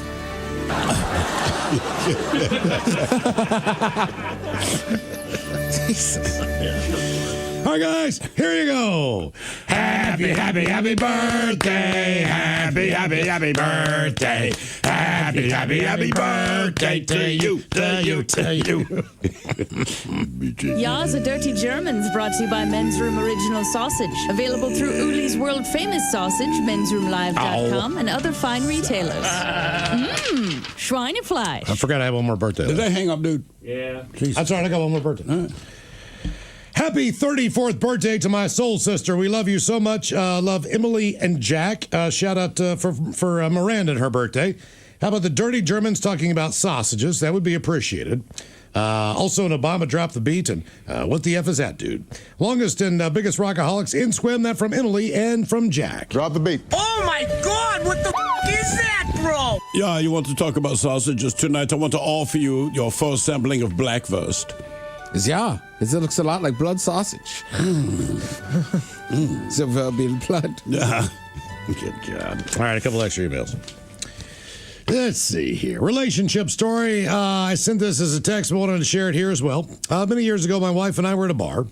I went to use the bathroom. As I walked past the girls' restroom, the door opened. The girl opening the door asked to another inside, "This one?" All I heard was, "Yep." Next thing I knew, I was getting dragged inside the girls' room. One trying to unzip my pants, the other had me pinned against the wall, kissing me. I came to my senses and was able to get away. Very unfortunately, face to face with my wife's best friend entering the bathroom as I was exiting. My wife in that story is now my ex-wife. This never in my lifetime has happened to me again, much less as a single man. That's never happened to me. Bring him into the bathroom. Let's make out with him. Yeah. Of course, it happens when he's married and got in trouble. I mean, I've heard it from a dude named Greg once, but I'm like, nah, man. Get in here, dude. Come on, man. Drop your pants. I'm feeling romantic. As far as neighbor confrontations, Pichola's catching up on the Odyssey app and heard about the what confrontation did you have with a neighbor? Had to share the story. I had just moved in with my then girlfriend, future wife, and her mom and sister. It was just three women living together and their little yapper dogs, Yorkie and Poodle. Well, one day, me and my girlfriend come home to find the dogs dripping water all over the couches. We go further into the house to find a pool of water in the kitchen, centered around the dog door. Our backyard is soaked. Our windows are soaked. Our couches are soaked. Our second-story windows are soaked, and we're shocked. So we go confront our elderly neighbor, who we had problems with, and this 80-something-year-old man and his wife answer the door, and he admits to soaking our dogs with his garden hose because they wouldn't stop barking. When asked about soaking the rest of the house and spraying into the dog door so our interior is getting wet, he denied it.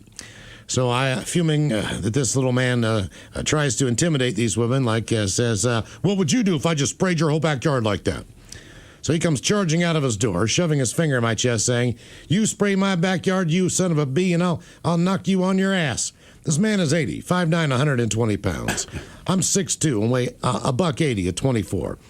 I looked down at his finger poking, imminent in his chest, and looked back at him, and he backed up into his home pretty fast.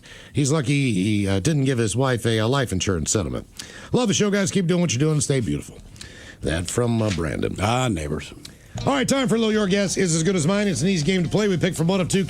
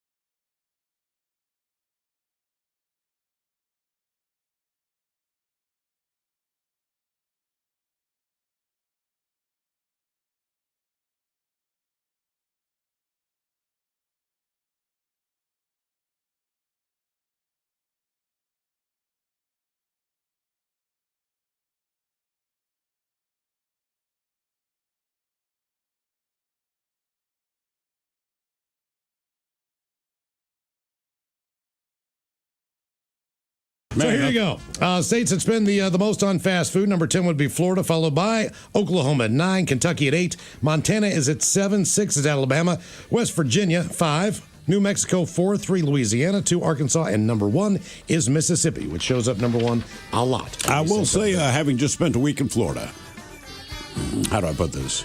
Yeah. So this year we went to the Aquatica water park across the street from SeaWorld. Last year we went to Universal Water Park. Now, Universal Water Park, I could not believe the body types I was seeing. I'm going to tell you right now, Aquatica, the people I saw, nobody feels bad about the body, even if they should. Jesus Christ. They made Universal Water Park look like the Victoria's Secret runway models, man. I was trying to explain to Miles some of the things I saw. There's just not words for it. Jesus. You just have to see it. But I'm going to say fast food has a lot to do with it. Coming up at 5:08, we'll drink and toast with a shot of the day. You are listening to The Men's Room.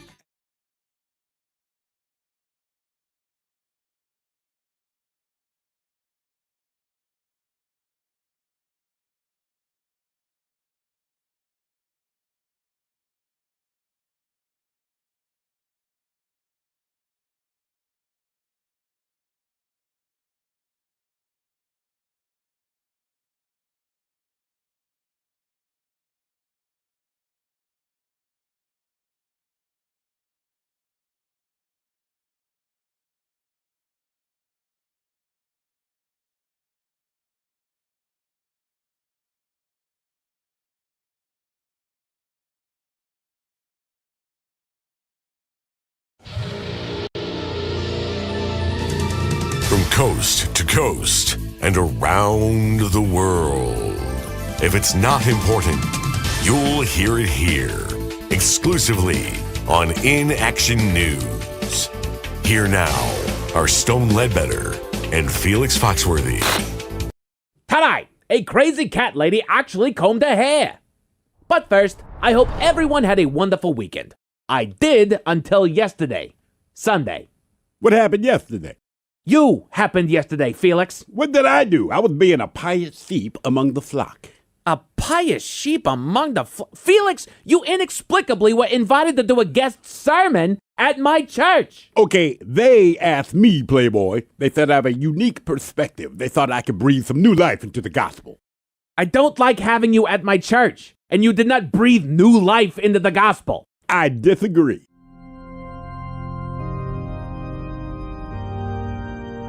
And Moses presented the 10 Commandments to his people. Now, personally, I think there should be an 11th commandment. Thou shalt not be so judgy if a coworker steals your lunch out of the office refrigerator. You know what I'm saying, Brother Stone. First of all, my church is my sanctuary, Felix. Secondly, I didn't appreciate being called out by name. And also, stop stealing my lunch. Oh, church is your sanctuary, but you missed the whole thing about forgiveness. Is that right, Brother Stone? Don't call me that. Brother Stone, I'm sorry you missed the deeper meaning of my sermon. It was a guest sermon, Felix. You're not exactly Moses. Okay, Moses didn't know he was that Moses until he did his Moses-iest stuff. Moses-iest is not a word. It's just not. And Felix, are you even religious? Hard to say. No, it's not. Are you a religious man? I am, Stone. I'm a follower of Quaddle the Carious Yuck. You're a follower of Ladle Hilarious Duck what? You said it wrong. It's hard to say at all. Which is exactly what I told you when you asked me if I was a religious man. Hard to say, but the teachings of Quaddle the Carious Yuck are what shape my opinion about the 7 deadly sins. Yes, I know. You addressed that in your sermon. Originally refined by Pope Gregory I in the 6th century, these 7 deadly sins are pride, greed, sloth, envy, gluttony, wrath, and lust. Yeah, I'm thinking we should roll that back to the 6 deadly sins. I mean, without lust, I'd have never had a chance to get with Bald Shirley. Yeah, that guy knows what I'm talking about. You got with Bald Shirley too? Yeah. Without lust, we'd have both missed out. Yeah, we Eskimo brothers now. Play on, player. I'm pretty sure you were walking the line of blasphemy there, Felix. And what is an Eskimo brother? If you don't know, you don't know. But it all starts with Bald Shirley. Felix, I would just appreciate it if you didn't guest sermon at my church anymore. It made me uncomfortable, and I don't think that you're suited for spreading the word, so to speak. What are you talking about, man? The Last Supper. Who picked up the tab? We know that Judas had an extra 30 pieces of silver, but he doesn't strike me as the type who foots the bill, you know what I'm saying? I hope he at least covered the tip. I know they save money on alcohol, turning water into wine and all that. Your entire sermon was stupid, Felix. I can't believe my church asked you to do it at all. You'll be happy to know that they did not ask me back. I'm not surprised. Maybe if you had just left it at your ridiculous sermons, they would have been more forgiving. But then you pretended to speak in tongue. I wasn't pretending, Playboy. The spirit hit me, man. No, it did not. Summa lama ding dong from the mountaintop to glider. Glider, glider, glider. Blee, blee, blee. Split pop pop. Sibbity bop bop. Ding, bang pow. Sibbity bop. Libbity bop bop. Dibbity dibbity God. Like that. Boom, pang day. That wasn't the spirit inside of you, and you weren't speaking in tongues. You didn't fool anybody. In fact, I think most of the parishioners were offended. I don't think you should be the Lord's shepherd, Felix. On the contrary, I believe it was John 14, where my man said, I will not leave you as orphans, I will come back to you. And that is why I will be hosting my own weekly spiritual program on this very channel every Sunday at 6 a.m. What? Tune in every Sunday for my new show, Good Lord. Do you really think this is a good idea, Felix? Absolutely. I'm not sure everyone agrees. We will be back. 5 Loco? Yeah, 4 Loco wasn't doing it for me, man. So I created 5 Loco. Where did you find the other Loco? It's a long, complicated story, but it involves illegal substances from foreign countries. And with the closing of the Strait of Hormuz, it's a little more difficult to get the ingredients I need. Aha. 5 Loco. 5 Loco. I call it Loco Cinco. Why do you need to change the name? It's 5 Loco. Little thing called copyright infringement. Good Lord. Are you ready? And you know I represent myself. Which one are you guys starting with? Good bottled water, man. Discount. Manager special. I thought it was Fiji. Damn it. Successful inventions, a shot. Successful inventions. I didn't get that script. A shot. That's the script. Got it. You ready? Ready when you are. You ready? I'm born ready. Okay, here we go. Audio, please. Are your eyebrows good? I'm chanting the 8 pagoda. 8 pagoda, all right. Here we go. Tim, are you finally ready? We are ready. Off and sit. Studio ain't paying for it. Yeah. I would do that, but my arms are broken. Let's see where it feels natural. See where it feels natural. Old Lefty over here can get his arms right. That is correct. Ink smudger. Okay. All right.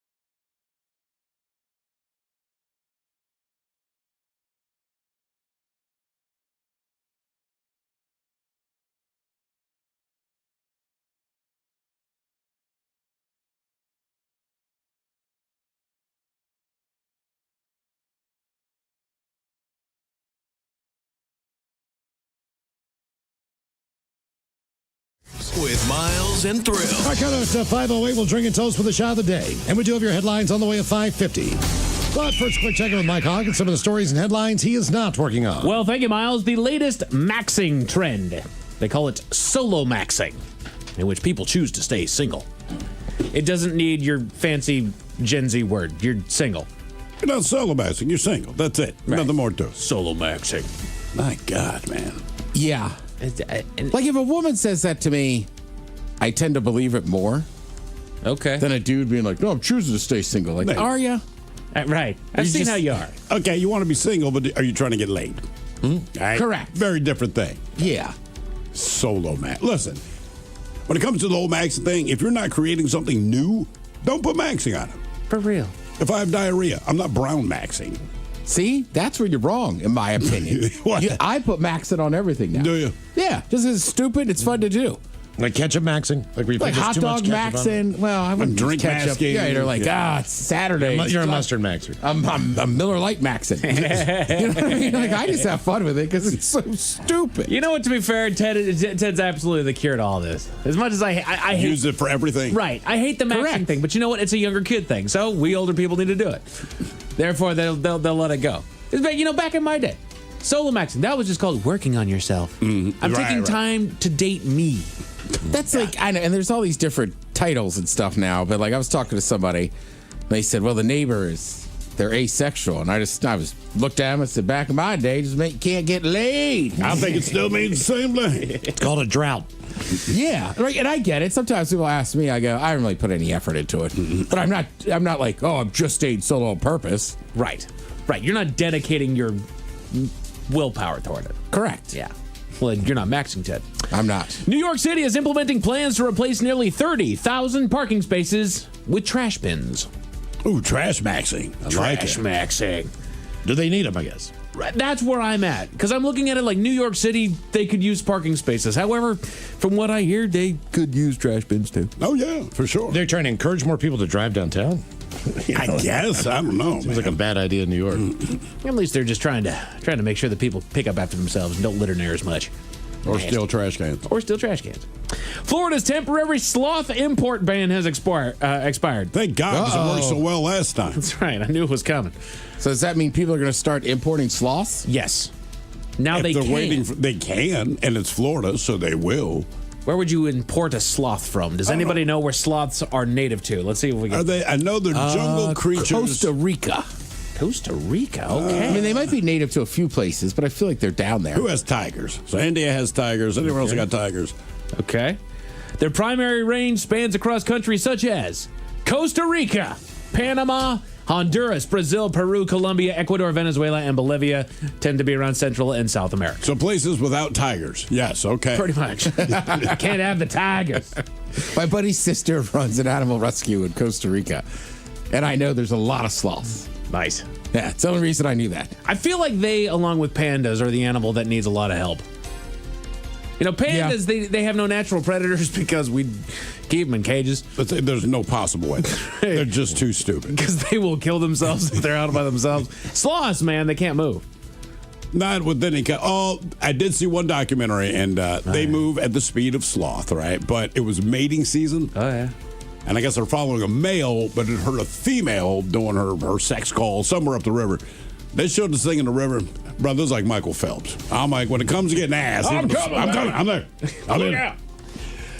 I know y'all have missed it, but put your thinking caps on, gents. Time for the Merriam-Webster word of the day. I give you guys a 20% chance of success on this one. It is open to all. Here we go. So this is an adjective brought to you by the letter I. All right. Okay. This is somebody or something described as this is not capable of being appeased or changed. An I word meaning somebody that is not capable of being appeased or changed. Insufferable. Insufferable. I like it. You're in the right length, but no, that is not the right word. So they can't be changed. Not capable of being appeased or changed. Correct. I word. I word. And the word is imbecile. Implacable. Implacable? Implacable. Huh. Okay. No plaque for you. No plaque for you. Great teeth, but can't please them. That's right. Implacable. I've never heard this word used. Nah, me neither. Until just today. There's a parasite causing bouts of explosive diarrhea that's surging nationwide, though cases in our area remain at normal levels. How do you know that? We almost went with that for a question today. Because it's like 6 different news stories from different places. Like, we got diarrhea. Look, but I did read the thing where it says King County specifically. We cannot speak for all Washington State, but whatever our normal diarrhea rate is, apparently King County is holding strong with our usual diarrhea rate. Well, I don't know. So did the parasite catch up to us, or are we still? I don't know. I think some people are just like, we don't care. We'll talk about anything. Sure. But I mean, that's not just like if I saw you and I hadn't seen you all day, and we're meeting up for like, under drinks, like, dude, I don't know how long I'm gonna last. Explosive diarrhea day. Right. Like this, I might like, man, I need to excuse myself. You're right. I'm not gonna just tell you like, oh, what an appetizer. Oh, by the way. Like that's just, I have explosive diarrhea. Some people are. If somebody texts me and we're supposed to meet up just for like drinks or dinner, it's a buddy. Yeah. And he just says, man, I got a bad stomach ache. I can't go. It's implied he has diarrhea. Sure. Explosive. He doesn't have to spell it out. I'm stuck on the toilet, man. By the way, is there diarrhea that's not explosive diarrhea? Right. To me, it seems like, look, you might be able to fight it for a couple of minutes, but at the moment of truth, like, it's always explosive.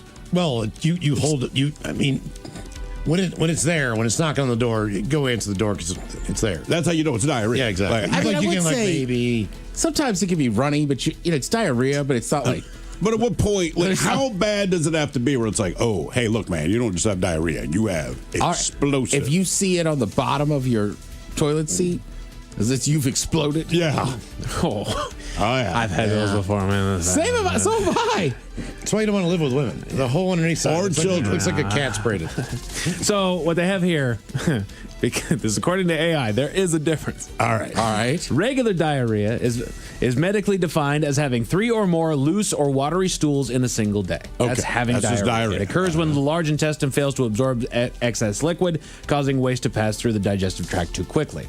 Explosive diarrhea shares the same underlying causes, such as viral or bacterial food poisoning, parasitic infections, or food intolerances, but features a more forceful propulsion of waste. Propulsion, okay. The primary differences include force and speed, gas and sound, and volume.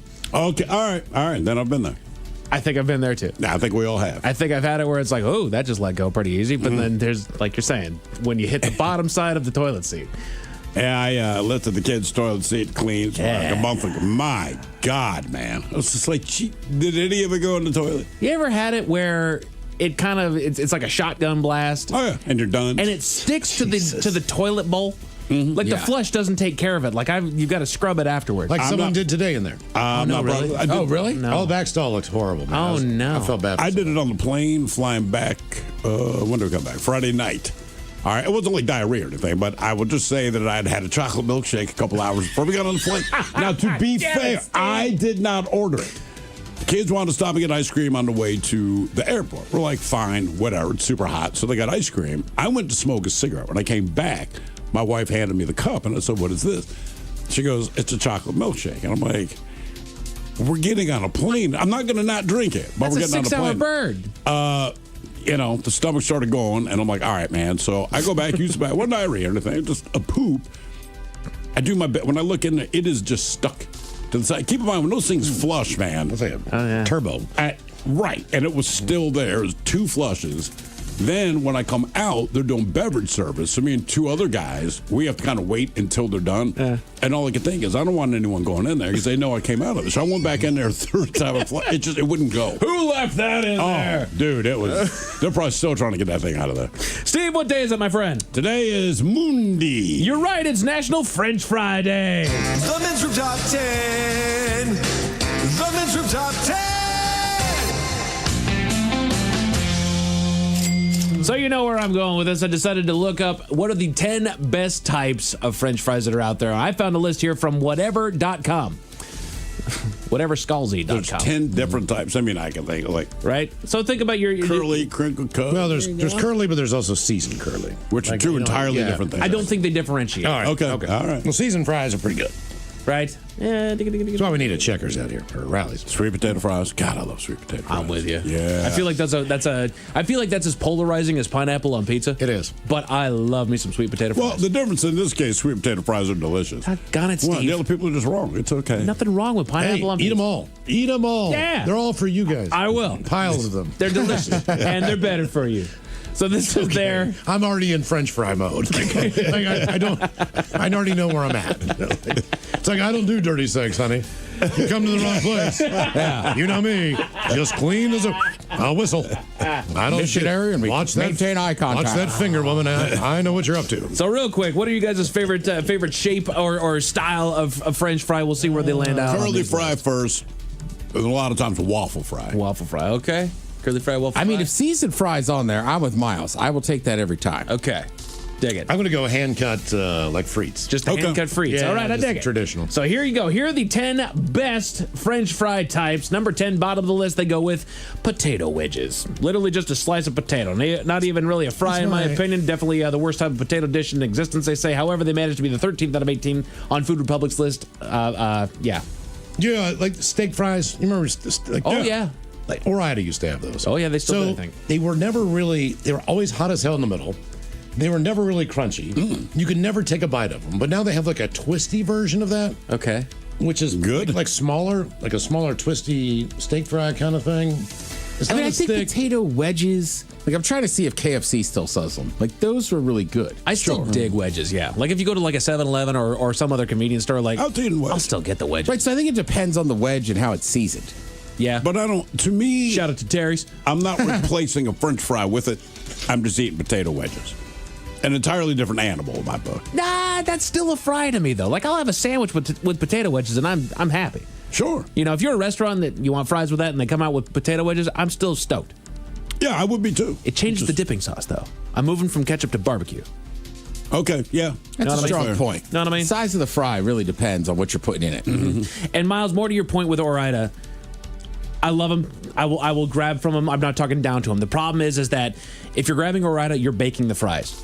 And that makes a worse fry. But you can also put them in an air fryer now. You can. You can now, yeah. but they've had I mean, for years. generations of ruining your French fry experience. That's why we have Tots. You know, Tots began as a better way to try to make something, potato product in the oven. Yes. Now, you know, you can air fry them, they deep fry them. Now they're even more delicious. Tots are just finger-sized hash browns. Miles, what is the worst kind of French fry? Worst kind of French fry. You say it all the time. Crinkle. I mean, I like crinkle. You do. Yes. Crinkle cut. I like it. See, I will go. I thought you always talk down on the crinkle cut. No, he's always the He defends him. That and Del Monte ketchup. I'll You're say like, what's waffle. Waffle the worst. Okay, so no, they have crinkle cut at number 9. They're always either so soft that they break up upon being handled or dipped in condiments, or they're like rock hard for some reason. I will say, again, I don't mind the crinkle cut fry. I think it gets a bad rep, and I think Shake Shack is absolutely the proof of that. You get Shake Shack fries, they have the crinkle cut fry, they deep fry them, they season them, But are they the proof or are they the exception to the rule? No, they're what's done right. I would also say, though, like for me growing up, a crinkle cut fry just meant they were baked and you had them like at school or something. Yes. Or at somebody's house. Now, nowadays, again, with air fryers, but you're right. Shake Shack does a good job. There's a couple bars I go to that have them, and like, I don't know, they fry them, so I'm like, all right, they're fine. Right. It's like the first guy to hurdle properly. They did it one way every time and was like, this is stupid. And then he did it once, and now everybody does it that way. Right. That's Shake Shack with the crinkle cut fry. Okay. They have figured out how to hurdle. That's a strong point. It's like the high jump. Yeah. Right? Yeah. They call it the whatever flop because that guy just was like, Figured I'm it going to out. go over backwards. And now, like, everybody does it. I called it the hurdle. You're right. It was the high jump. Yeah. Thank you for saving me. There's only one way to hurdle. Yeah, exactly. You jump over the damn thing. Cottage fries. What are cottage fries? Hey now. Yeah, all right. Hell is a cottage fry. That's about to get. Well, the F is a cottage I fry. almost slipped up. The F is a cottage fry. So it looks like a frickle without the pickle in it. It's shaped. You know what? I mean, that's not a French fry. That's a chip. I didn't realize they had a different It's a name. thick ass chip. All right, I can fathom that. Yeah. So right in front of it that they compare it to is the smiley fry, which is a cottage fry with a smiley face cut into it. I've seen that. Those cottage fries, if you cut them at home, like my buddy's wife, she does a good job. She'll cut those up, and then she bakes them, but she puts like a little bacon and a little cheese on top of it. Well, yeah. I mean, that's Irish nacho. Well, again, that's so good. That's a chip with stuff on it. I'm just saying, it makes the cottage fry a lot better. Top 10 fry designs as per whatever.com. Number 6, they go with the steak fry at number 6. I think steak fries suck and are overrated. Me too. Now, I don't think they suck, but they are overrated. That's why steakhouses sometimes just get a baked potato. Or get something else. Right? I don't know why If it says frites, then you know you're going to get something decent. But other than that, steakhouse, don't get fries. I also think part of the problem with that is that, then the steak juices drip into the fries, and now they're steaky fries. I don't mind them being steaky. It's just too. I only need like 3 of them. Okay. It's potato, man. It's heavy. I don't think they're that bad. Number 4 on the list, the regular standard cut fry. It's all reliable. All right. I think that I wonder if that counts as the shoestring, which I'm a fan. No, shoestring. Shoestrings are different. Someone here says shoestring fries suck. I disagree, but hey, I hope the restaurant we go to has them because then I know I can eat your fries. That's typically McDonald's. I mean, that's basically what that is. It's their standard, which they're great. I'm a fan. Number 3, that's where we come in, Steve, with the sweet potato fry. Yeah. They're like regular fries, but better. Let's put like cinnamon honey on these things. I've never done that. I never sweeten them up any more than they are. I'll raw dog those things. But I also like the mouthfeel. Yeah. You know what I mean? They're kind of creamy. I don't know, man. Mushy, Have you guys gotten into the sweet potato tots yet? That was pretty strong. Yeah. Taco time, they got the sweet potato tots. Oh, do they? Yes, sir. Speaking my language. Yes, Taco time. Just get the ranch every time. They have the best ranch I've ever had in my life. Their ranch is top notch. I don't even know a close second. Yeah, the first time I went to a Taco Time Northwest, I was like, I just never been to one. She takes me to one, and I think halfway through the meal, it's like, I'm getting another ranch. Yeah, it's just amazing. They're so good. Number 2 on the list, the waffle fry. All right. The reliability to come through on the crispiness is less so than curly fries, so it gets second place. The waffle fry, if done correctly, the main place you know it is Chick-fil-A. Right. And I feel like, I don't know if they don't add enough salt or something. I just think theirs are so bland. Hard disagree. I know, you love them. They add Most just people the right do. amount of salt. And I'm also going to put the qualifier on there that I'm the heathen. I like the turtles. I like the little turtle shell pieces, the little butts, the ends, the ones that are full straight on waffle fry. I'll take that guy. I like waffle fry as a vessel too. Like if my wife gets the Cobb salad, is that the one with the blue cheese and the bacon and all that? Inevitably, I steal all the good stuff off of her plate. I'm telling you, man, on a waffle fry, money. You are. I mean, like if you're going to add stuff to them, though, you're right. Waffle fries structurally sound. Yes, it is. It is. And then this is the number 1 as per whatever.scalzi.com as far as the top French fry. It's the obvious choice, unique. They have a fun design. They're by far the crispiest and most well-seasoned type of fry, the curly fry. Yeah. Even unseasoned curly fry. They're good. They're great. They man. somehow hold grease better. And that's what we need. Why is there only one fast food chain, Arby's, that has them? That's Jack in the Box. Jack in the Box. Oh, do they? Yes, they do. Yeah, okay. They have regular fries and curly fries, I heard. And tots. And then if you get the late night meal, they mix both of them together. Yeah, you get the halvesies. I've heard.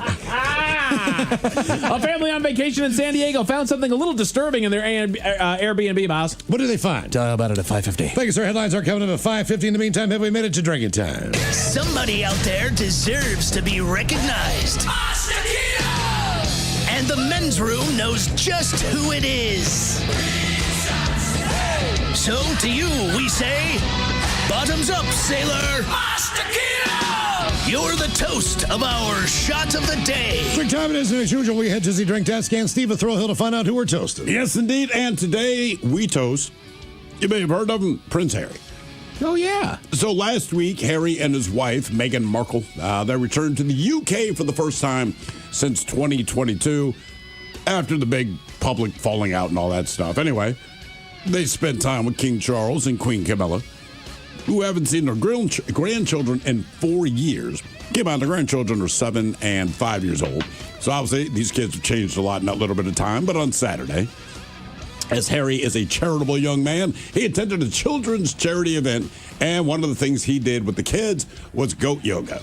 And he seemed to be having a lot of fun. And so one of the cute little goats, stomped on his balls. And hard. You see him just go down. I mean, he's on the ground. He took it, let me rephrase that. He had the reaction all of us have, which is both hands cover your groin. Then he started laughing. But yeah, he's doing goat. Yeah, these tiny little cute goats, and all 4 of these legs came down directly on his nads, man. And fun time over. So we pour this booze. Somebody said they're not protecting the crown jewels. Yeah. So we pour this booze and we drink this booze because we think it's yummy. Yummy. So over the tongue and down the throat to party in our tummies. Down the hola bichola. All right, you're going to contest on the line now for Profile This, 206-803-ROCK. Profile This is next.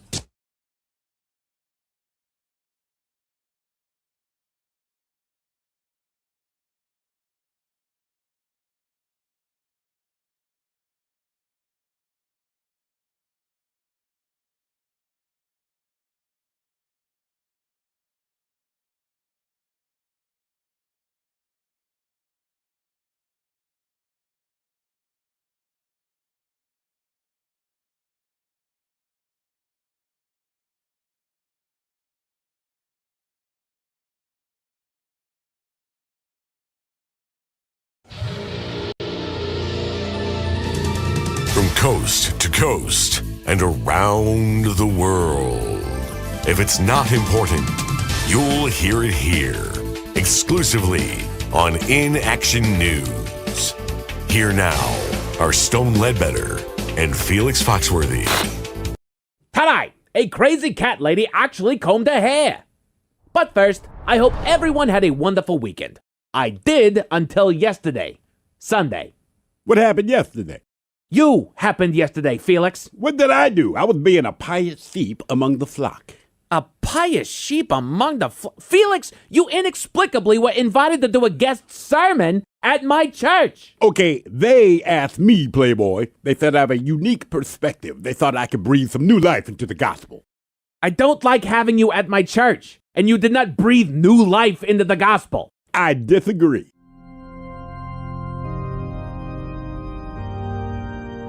And Moses presented the 10 Commandments to his people. Now, personally, I think there should be an 11th commandment. Thou shalt not be so judgy if a coworker steals your lunch out of the office refrigerator. You know what I'm saying, Brother Stone. First of all, my church is my sanctuary, Felix. Secondly, I didn't appreciate being called out by name. And also, stop stealing my lunch. Oh, church is your sanctuary, but you missed the whole thing about forgiveness. Is that right, Brother Stone? Don't call me that. Brother Stone, I'm sorry you missed the deeper meaning of my sermon. It was a guest sermon, Felix. You're not exactly Moses. Okay, Moses didn't know he was that Moses until he did his Moses-iest stuff. Moses-iest is not a word. It's just not. And Felix, are you even religious? Hard to say. No, it's not. Are you a religious man? I am, Stone. I'm a follower of Quaddle the Carious Yuck. You're a follower of Ladle Hilarious Duck what? You said it wrong. It's hard to say at all. Which is exactly what I told you when you asked me if I was a religious man. Hard to say, but the teachings of Quaddle the Carious Yuck are what shape my opinion about the 7 deadly sins. Yes, I know. You addressed that in your sermon. Originally refined by Pope Gregory I in the 6th century, these 7 deadly sins are pride, greed, sloth, envy, gluttony, wrath, and lust. Yeah, I'm thinking we should roll that back to the 6 deadly sins. I mean, without lust, I'd have never had a chance to get with Bald Shirley. Yeah, that guy knows what I'm talking about. You got with Bald Shirley too? Yeah. Without lust, we'd have both missed out. Yeah, we Eskimo brothers now. Play on, player. I'm pretty sure you were walking the line of blasphemy there, Felix. And what is an Eskimo brother? If you don't know, you don't know. But it all starts with Bald Shirley. Felix, I would just appreciate it if you didn't guest sermon at my church anymore. It made me uncomfortable, and I don't think that you're suited for spreading the word, so to speak. What are you talking about, man? The Last Supper. Who picked up the tab? We know that Judas had an extra 30 pieces of silver, but he doesn't strike me as the type who foots the bill, you know what I'm saying? I hope he at least covered the tip. I know they save money on alcohol, turning water into wine and all that. Your entire sermon was stupid, Felix. I can't believe my church asked you to do it at all. You'll be happy to know that they did not ask me back. I'm not surprised. Maybe if you had just left it at your ridiculous sermons, they would have been more forgiving. But then you pretended to speak in tongue. I wasn't pretending, Playboy. The spirit hit me, man. No, it did not. Sama lama ding dong from the mountaintop to glider. Glider, glider, glider. Split up, pop, pop. Sibbity bop, bop. Ding, bang, pow. Sibbity bop. God, like that. Boom, That wasn't the spirit inside of you, and you weren't speaking in tongues. You didn't fool anybody. In fact, I think most of the parishioners were offended. I don't think you should be the Lord's shepherd, Felix. On the contrary, I believe it was John 14, where my man said, I will not leave you as orphans, I will come back to you. And that is why I will be hosting my own weekly spiritual program on this very channel every Sunday at 6 a.m. What? Tune in every Sunday for my new show, Good Lord. Do you really think this is a good idea, Felix? Absolutely. I'm not sure everyone agrees. We will be back. 5 Loco? Yeah, 4 Loco wasn't doing it for me, man. So I created 5 Loco. Where did you find the other Loco? It's a long, convoluted story, but it involves illegal substances from foreign countries. And with the closing of the Strait of Hormuz, it's a little more difficult to get the ingredients I need. Aha. 5 Loco. 5 Loco. I call it Loco Cinco. Why do you need to change the name? It's 5 Loco. Little thing called copyright infringement. Good Lord. Are you ready? And you know I represent myself. Which one are you guys starting with? Good bottled water, man. Discount. Manager special. I thought it was Fiji. Damn it. Ah. Successful Inventions, a shot. Successful Inventions. I didn't get that script. A shot. Presents Profile This. And Stephen Throwhill, could you please tell everyone on Profile This is played? Oh, I sure can, Miles. It's a simple game where we share with you a real-life news story. Something that happened right here on planet Earth. And as you listen to the story, based on the stereotypes you believe to be true of people and the decisions that people make, we'll ask you what it is you think makes the story a story. Guess who it is, Ted? James, welcome to the men's room. Hola, bitch, hola. Hola. All right, James, you understand how this here game was played, yes? Yes. Fantastic. You have your choice of 1 of 3 categories today. Today we offer you Bite Me. In other words, what did someone find in their food? Analyze This, where you guess the animal responsible for causing the problem. And finally today, Seriously, where you guess the petty conflict that led to violence. Oh, let's go with Bite Me.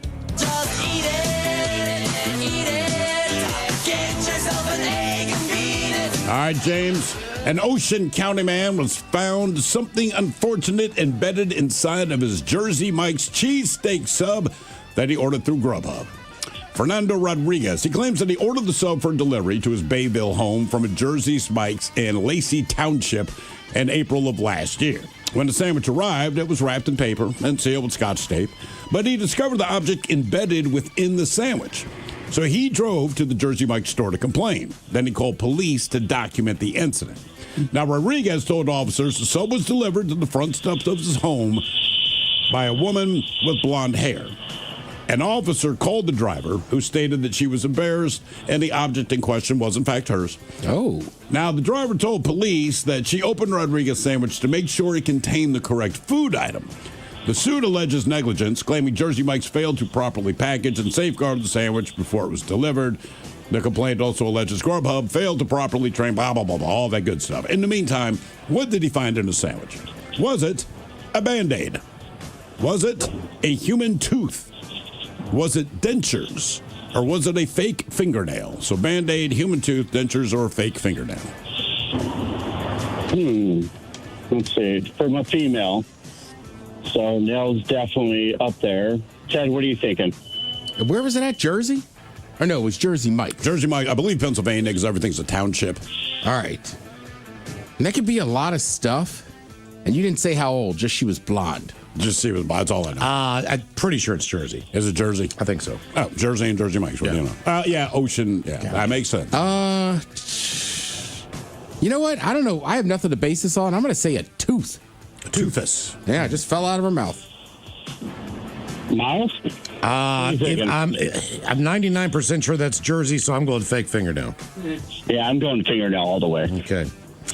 What do you find there in his sandu? Band-Aid, tooth, dentures, or a fake fingernail? We'll find out next. That was a tease. You are listening to The Men's Room.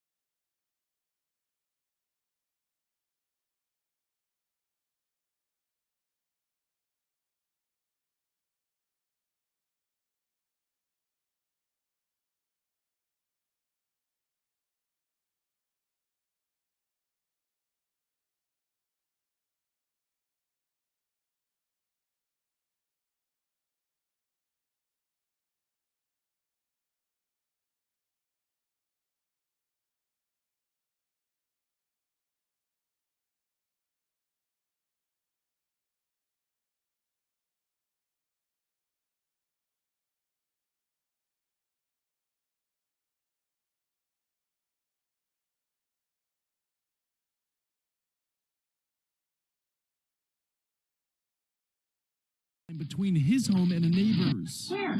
It's right here, so you might want to... Oh, my God. Yeah.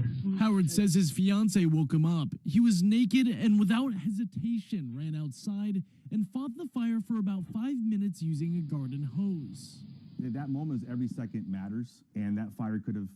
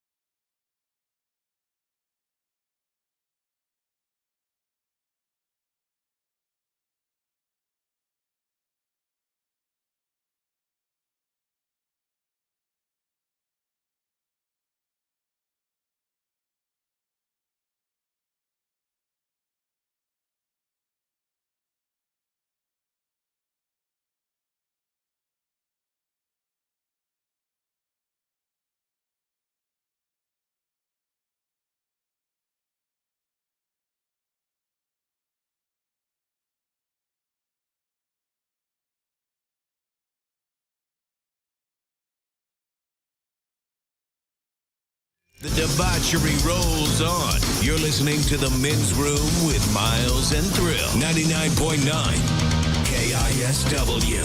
Category is Buy Me on Profile. Let's get a man that found something in his Jersey Mike sub. Actually, it was not in the sub from the sub shop. The woman who delivered it admitted that was whatever he found in that sub was hers, because she opened up the sandwich to make sure that it was the right thing. So either way, it was part of her, or whatever. So was it a Band-Aid, a tooth, depends on what it is, dentures, or a fake fingernail? And James, that is a question that we posed to you. Let us start with D. Ted Smith. No. Well, you even said, I have nothing to base it on. You just went tooth, swung for the fences. Yeah. This And one missed. ended up being a strike. Now, James, you agree about Miles Montgomery. Look, it is New Jersey. They have their reputation. Both of you agreed, probably the old fake fingernail. No. Oh, really? And a very disturbing twist, it was her dentures. No. How did she not notice her dentures fall out? I don't know how you don't notice your dentures fall out, but the fact that he went to Jersey Mike's and they called the driver and she admitted, I wonder if she ran her tongue over her gums like, oh, damn it, that's not mine. Yeah. She said she opened the bag to make sure the food was right.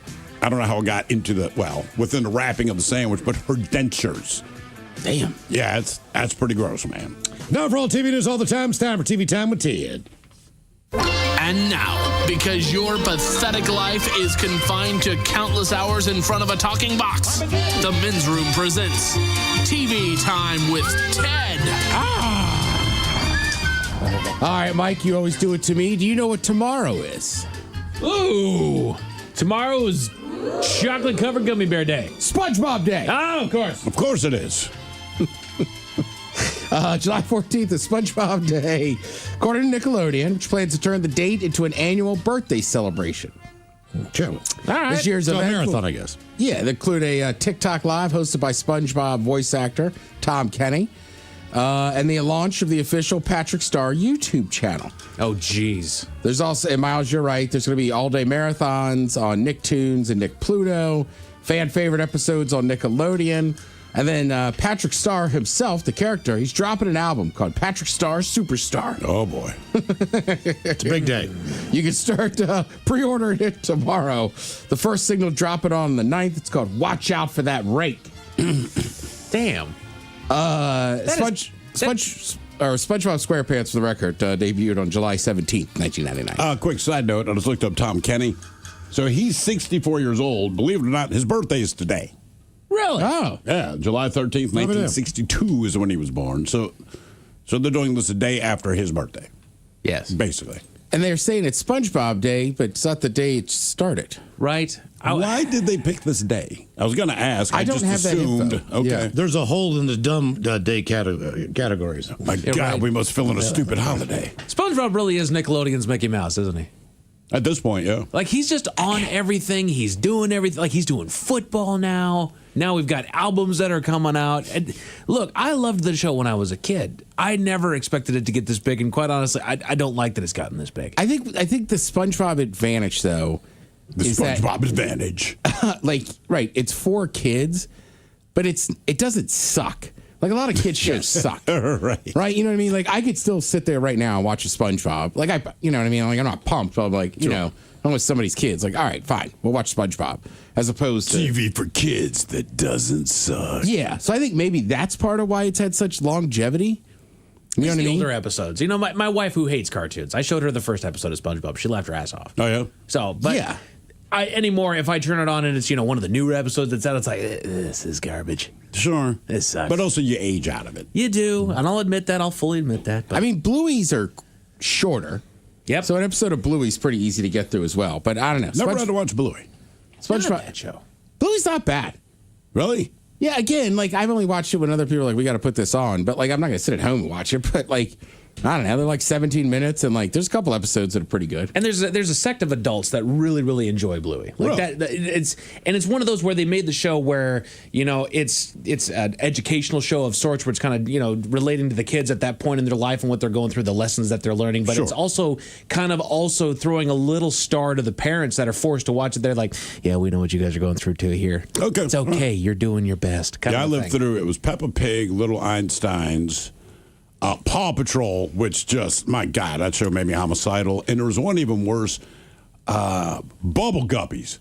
Jesus. Bubble Guppies. Oh, my God, man. I mean, sounds like what I get when I eat too much greasy food. I got the Bubble Guppies. That show was so inane and stupid. Like, they're all kind of dumb. I get it. They're for kids. They're not for me. But, like, Bubble Guppies, I'm like, man, now you're insulting my kids' intelligence. This show sucks. Yes, I mean, you're right, Mike. SpongeBob is like Nickelodeon's biggest show, I would think. And there's been a ton of them, but he just exists out there. And like you're saying, like even adults can watch it and you're like, all right. So I think that's why he's so much bigger. Yeah. But yeah, gets his own day now. All right. Not shocked. It was time. Real quick, I wanted to give a little love over the break on July 3rd. I went up to Angels of the Wind, Arena in Everett. You going to tell the whole story? Watch the Washington Wolfpack. Shout out to all the Wolfpack fans. We went to their tailgate. Thanks to everybody that had us over. Also, shout out to Apollo. The mascot? The mascot. All right, so you did get to meet him. I got to meet Apollo. Yep, it was pretty fun. I was going to say, did he talk to you? He's got a buff. No, he didn't break code. Okay. There's only one local mascot that talks to me, and I won't say who he is. I don't want him to get him in trouble. All right. But arena football is obviously different. It was pretty fun. But, like, they had a whole little tailgate. My buddy's daughter was with us, and, like, a bounce house and face painting. So a couple things about arena football that threw me off. Again, we were sitting in the front row. Yeah. I just thought those pads were a little more secure. But you got to kind of help them and keep pulling the pads back. Oh, really? Yes. And then the guy that holds the down marker, right? I'm putting my shirt on. The lineman, right? Like, he had to jump over the wall and like stand next to you because there's not enough room for him on the field. So at one point, he just looks at me. He's like, "Dude, can you hold this? I got to get over the wall." And like as the play started, I'm holding it, and I'm like, "All right." It's kind of weird, but yeah, sure. I like this. Had to put in a shift over there because there's no sidelines in arena football, right? Like no, it literally it's is just a wall. enough. No, correct. And it's weird. So I'm pretty sure you can bounce off the wall and keep going. But it's like you got to tackle the dude or you got to like tackle him over the nice. It's a little confusing. So then they have those nets at the end, right? So on kickoffs, if you kick it through the little tiny uprights, right, touchback. But if it bounces off the net, the guy can return them. So at halftime, they're like, Ted, come down to like one of the suites behind the end zone, like sweet. So we're sitting down there, and I've had a couple beverages. Also, if you live in Seattle, take the light rail up to Linwood, figure out the rest of the way. All right. So I just said to the guy, I'm like, hey, $300 if you run this back. And he's like, all right. Like, right. He's like, all right, bet. Puts out his hand, dap him up. There's another stoppage in action. Did and he pay you? No. I'm as close to him as Mike is. And I just go, hey, 3. And he turns around. I was like, all cash, 520. It's all yours. Run it back. So he receives his touchdown. And you know me. I'm going to give him the money if he gets it. And I mean, he should have gone down. He tried to cut back and forth like 3 or 4 times. Mike, and he fumbled. Damn right. Because he wanted that $100. He wanted that $100. My buddy looks at me and goes, I think you caused that fumble. I mean, unfortunately, you did. The Wolfpack was already losing, so it didn't matter. It was the fourth quarter, but I don't know. It's pretty fun. And like, I saw a couple other people chirp some of those guys, and they could hear you, and they are very close. So just be careful. Like, I was having fun with them at 3, and it made the night. But like, I'm just saying, just be careful out there. Yeah, they're still athletes. Be careful out there, and you're not. Yeah. Right? He's still like, look. I mean, they're not NFL guys, right? They still whip your but they ass. definitely played high level college. They're still top level athletes. Like, yeah, they don't mind. Number 3 has jumped over the barricade and he's beating the crap out of a fan. Took $100 from him. What was the? They still like make this score like 58-35. Is it still Exactly. Yeah. Like I went to get a beer and a hot dog, and I came back, and somehow like it was like the other team had scored like 20-some points. I was like, Jesus. So it happens pretty quick. But on the same token, the Wolfpack returned a touchdown or ran one back a long distance, and you're just like, I mean, you could go online and watch it. I forget what channel it was on. Like, you could see us like standing up like touchdown. Plus with all the World Cup stuff, it's kind of nice to get a little football in. Yeah. Now, speaking of World Cup, obviously since we've been gone, the United States lost to Belgium. And saying they lost to Belgium is putting it lightly. Belgium just kicked the crap out of us. They didn't lose to us. They took a beating. It should have been illegal at some point. Yeah. It was bad. It was real bad. And we got. I mean, look, we got outclassed. So I think a couple things. Like, I know some people, my friends and family, have called me like, "What's your take on it?" Because they're not soccer people. Sure. And it's like, well, look, we are what we kind of are, right? Somebody else smarter than me just said, look, we are a top 16 team, but like, and that's where we are. That's where we are, right? Like, maybe we're just not a top 8 team. We're not. Right. Also, the United States, like, I do think there is positive change in our soccer program, but we are at the same point that we get to where we don't advance. That's it. So I'm not going to give up on our soccer program. I still think it's ridiculous that we charge all these kids and families all this money. And I think that severely hurts us in developing more kids from poorer neighborhoods or different neighborhoods to play more soccer. Well, once you say your kid says, I want to play soccer, like, you can cruise along for a little bit, but you're right, it instantly gets very, very expensive, right? And people start dropping out because of that. Not just the cost, but it depends on your kid's performance, right? So if your kid just wants to play for fun, but they're not necessarily getting any better, as a parent, you're trying to justify why I've spent this much money. But it's hard to just find like a normal rec league where it does not cost me. My kid doesn't have to be great. It's not that. But if a kid's not getting better or they're just not good at soccer, but they still like to play, is it worth spending the money?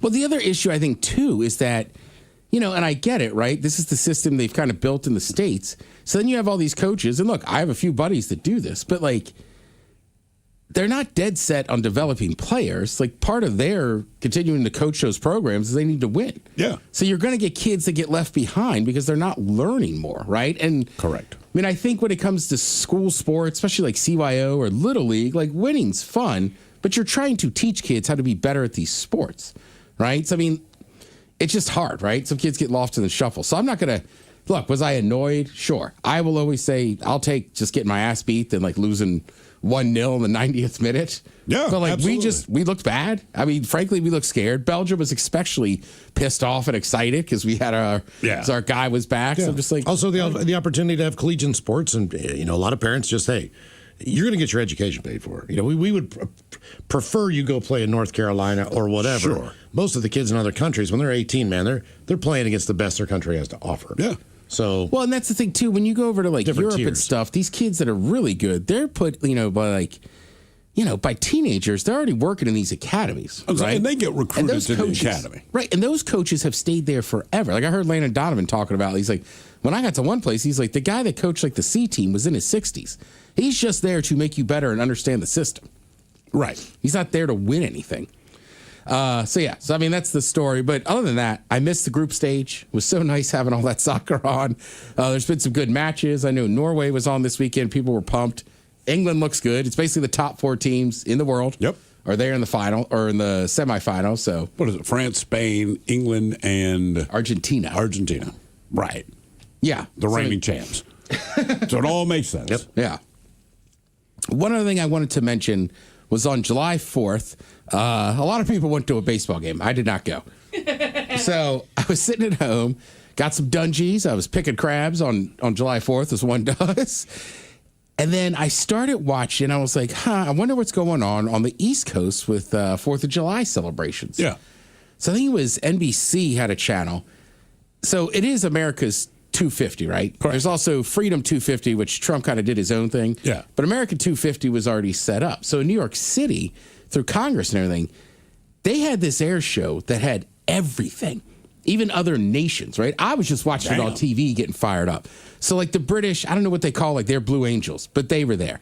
United Air the right? And like the British guys were flying like USA red, white, and blue colors. Like it was really cool. I was enthralled. They're probably like, the Union Jack is also red, right? Throwing out fish and chips out of the top of them. You're probably right. It just, and I guess they had planned. It was just really cool. I want to say there was 8 or 9 demonstration teams for other countries that had shown up and were like, yeah, we'll do some demonstrations over the New York Harbor and everything. That's cool, man. Yeah, it was just, I don't know. It was a really nice way to spend the afternoon, and I was super impressed. I was like, man, I just love an air show. And I get it. It's a recruiting tool, this or that. It looked so damn cool. But it's a great recruiting tool because it looks awesome, right? Yeah. You don't try to recruit with the truth of something like how horrible boot camp. Like, of course you show the coolest thing you've got. Did anybody see those two Chinooks tailing the Victoria Clipper through the Sound on Friday? No. I don't know what kind of trading crap they were doing. That was badass, too. I was like, wow, this is cool. Victoria Clippers. So I was tailgating, and then I watched the USA-Belgium game from like a rooftop across the way. Yeah. And people were like, there's not going to be a flyover today. And I was like, trust me, there's going to be a flyover. And they were like, I don't know. Local news says they're not. But as we're tailgating, I look out over the Sound, and there's a couple jets. Like, well, those jets aren't randomly just up here. right? Like, they clearly are in our airspace. So there obviously was a flyover and this and that. But yeah, some of the stuff on the 4th, I just thought looked awesome. It was cool to see and good for, I don't know, thanks to all those other countries for sending their stuff over. And shout out to the Air Force. We always see the Navy jets and everything. Yeah. The Air Force really did a nice job of that air show, showing all their crazy planes and how they do stuff. I don't know if they get enough credit. So there you go, Air Force guys. Good job. This one's for you. Speaking of recruiting tools and stuff you want to see, All-Star game on tomorrow. But tonight you got the Home Run Derby. It's underway right now over on Netflix. Thank you, Ted. We appreciate it. You're listening to The Men's Room.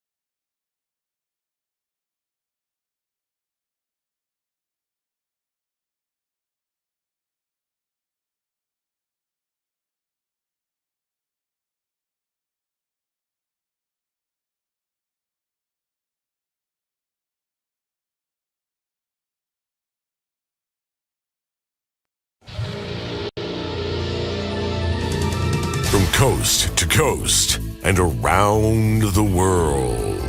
If it's not important, you'll hear it here, exclusively on In Action News. Here now are Stone Ledbetter and Felix Foxworthy. Tonight, a crazy cat lady actually combed her hair. But first, I hope everyone had a wonderful weekend. I did until yesterday, Sunday. What happened yesterday? You happened yesterday, Felix. What did I do? I was being a pious sheep among the flock. A pious sheep among the Felix, you inexplicably were invited to do a guest sermon at my church. Okay, they asked me, Playboy. They said I have a unique perspective. They thought I could breathe some new life into the gospel. I don't like having you at my church, and you did not breathe new life into the gospel. I disagree.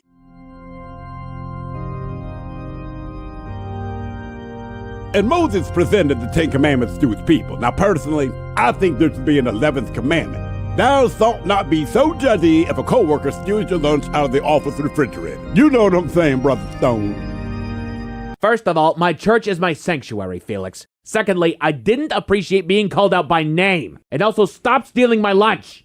Oh, church is your sanctuary, but you missed the whole thing about forgiveness. Is that right, Brother Stone? Don't call me that. Brother Stone, I'm sorry you missed the deeper meaning of my sermon. It was a guest sermon, Felix. You're not exactly Moses. Okay, Moses didn't know he was that Moses until he did his Moses-iest stuff. Moses-iest is not a word. It's just not. And Felix, are you even religious? Hard to say. No, it's not. Are you a religious man? I am, Stone. I'm a follower of Quaddle the Carious Nyuk. You're a follower of Ladle Hilarious Duck what? You said it wrong. It's hard to say at all. Which is exactly what I told you when you asked me if I was a religious man. Hard to say, but the teachings of Quaddle the Carious Nyuk are what shape my opinion about the 7 deadly sins. Yes, I know. You addressed that in your sermon. Originally refined by Pope Gregory I in the 6th century, these 7 deadly sins are pride, greed, sloth, envy, gluttony, wrath, and lust. Yeah, I'm thinking we should roll that back to the 6 deadly sins. I mean, without lust, I'd have never had a chance to get with Bald Shirley. Yeah, that guy knows what I'm talking about. You got with Bald Shirley too? Yeah. Without lust, we'd have both missed out. Yeah, we Eskimo brothers now. Play on, player. I'm pretty sure you were walking the line of blasphemy there, Felix. And what is an Eskimo brother? If you don't know, you don't know. But it all starts with Bald Shirley. Felix, I would just appreciate it if you didn't guest sermon at my church anymore. It made me uncomfortable, and I don't think that you're suited for spreading the word, so to speak. What are you talking about, man? The Last Supper. Who picked up the tab? We know that Judas had an extra 30 pieces of silver, but he doesn't strike me as the type who foots the bill, you know what I'm saying? I hope he at least covered the tip. I know they save money on alcohol, turning water into wine and all that. Your entire sermon was stupid, Felix. I can't believe my church asked you to do it at all. You'll be happy to know that they did not ask me back. I'm not surprised. Maybe if you had just left it at your ridiculous sermons, they would have been more forgiving. But then you pretended to speak in tongue. I wasn't pretending, Playboy. The spirit hit me, man. No, it did not. Sama lama ding dong from the mountaintop to glider. Glider, glider, glider. Blee, blee, blee. Split up, pop, pop. Sibbity, bop, pop. Ding, bang, pow. Sibbity, bop. Libbity, bop, bop. Dibbity, dibbity, dibbity, God. Like that. Boom, bang, predaka, pang, day. That wasn't the spirit inside of you, and you weren't speaking in tongues. You didn't fool anybody. In fact, I think most of the parishioners were offended. I don't think you should be the Lord's shepherd, Felix. On the contrary, I believe it was John 14, where my man said, I will not leave you as orphans, I will come back to you. And that is why I will be hosting my own weekly spiritual program on this very channel every Sunday at 6 a.m. What? Tune in every Sunday for my new show, Good Lord. Do you really think this is a good idea, Felix? Absolutely. I'm not sure everyone agrees. We will be back. 5 Loco? Yeah, 4 Loco wasn't doing it for me, man. So I created 5 Loco. Where did you find the other Loco? It's a long, convoluted story, but it involves illegal substances from foreign countries. And with the closing of the Strait of Hormuz, it's a little more difficult to get the ingredients I need. Aha. 5 Loco. 5 Loco. I call it Loco Cinco. Why do you need to change the name? It's 5 Loco. Little thing called copyright infringement. Good Lord. Are you ready? And you know I represent myself. Which one are you guys starting with? Good bottled water, man. Discount. Manager special. I thought it was Fiji. Damn it. Successful inventions, a shot. Successful inventions. I didn't get that script. A shot. That's the script. Got it. You ready? Ready when you are. You ready? I'm born ready. Okay, here we go. Audio, please. Are your eyebrows good? I'm chanting the 8 pagoda. 8 pagoda, all right. Here we go. Tim, are you finally ready? We are ready. Off and sit. Studio plan for it. Yeah. I would do that, but my arms are broken. Let's see where it feels natural. See where it feels natural. Old lefty over here can get his arms right. That is correct. Ink smudger. Okay. All right. Cut.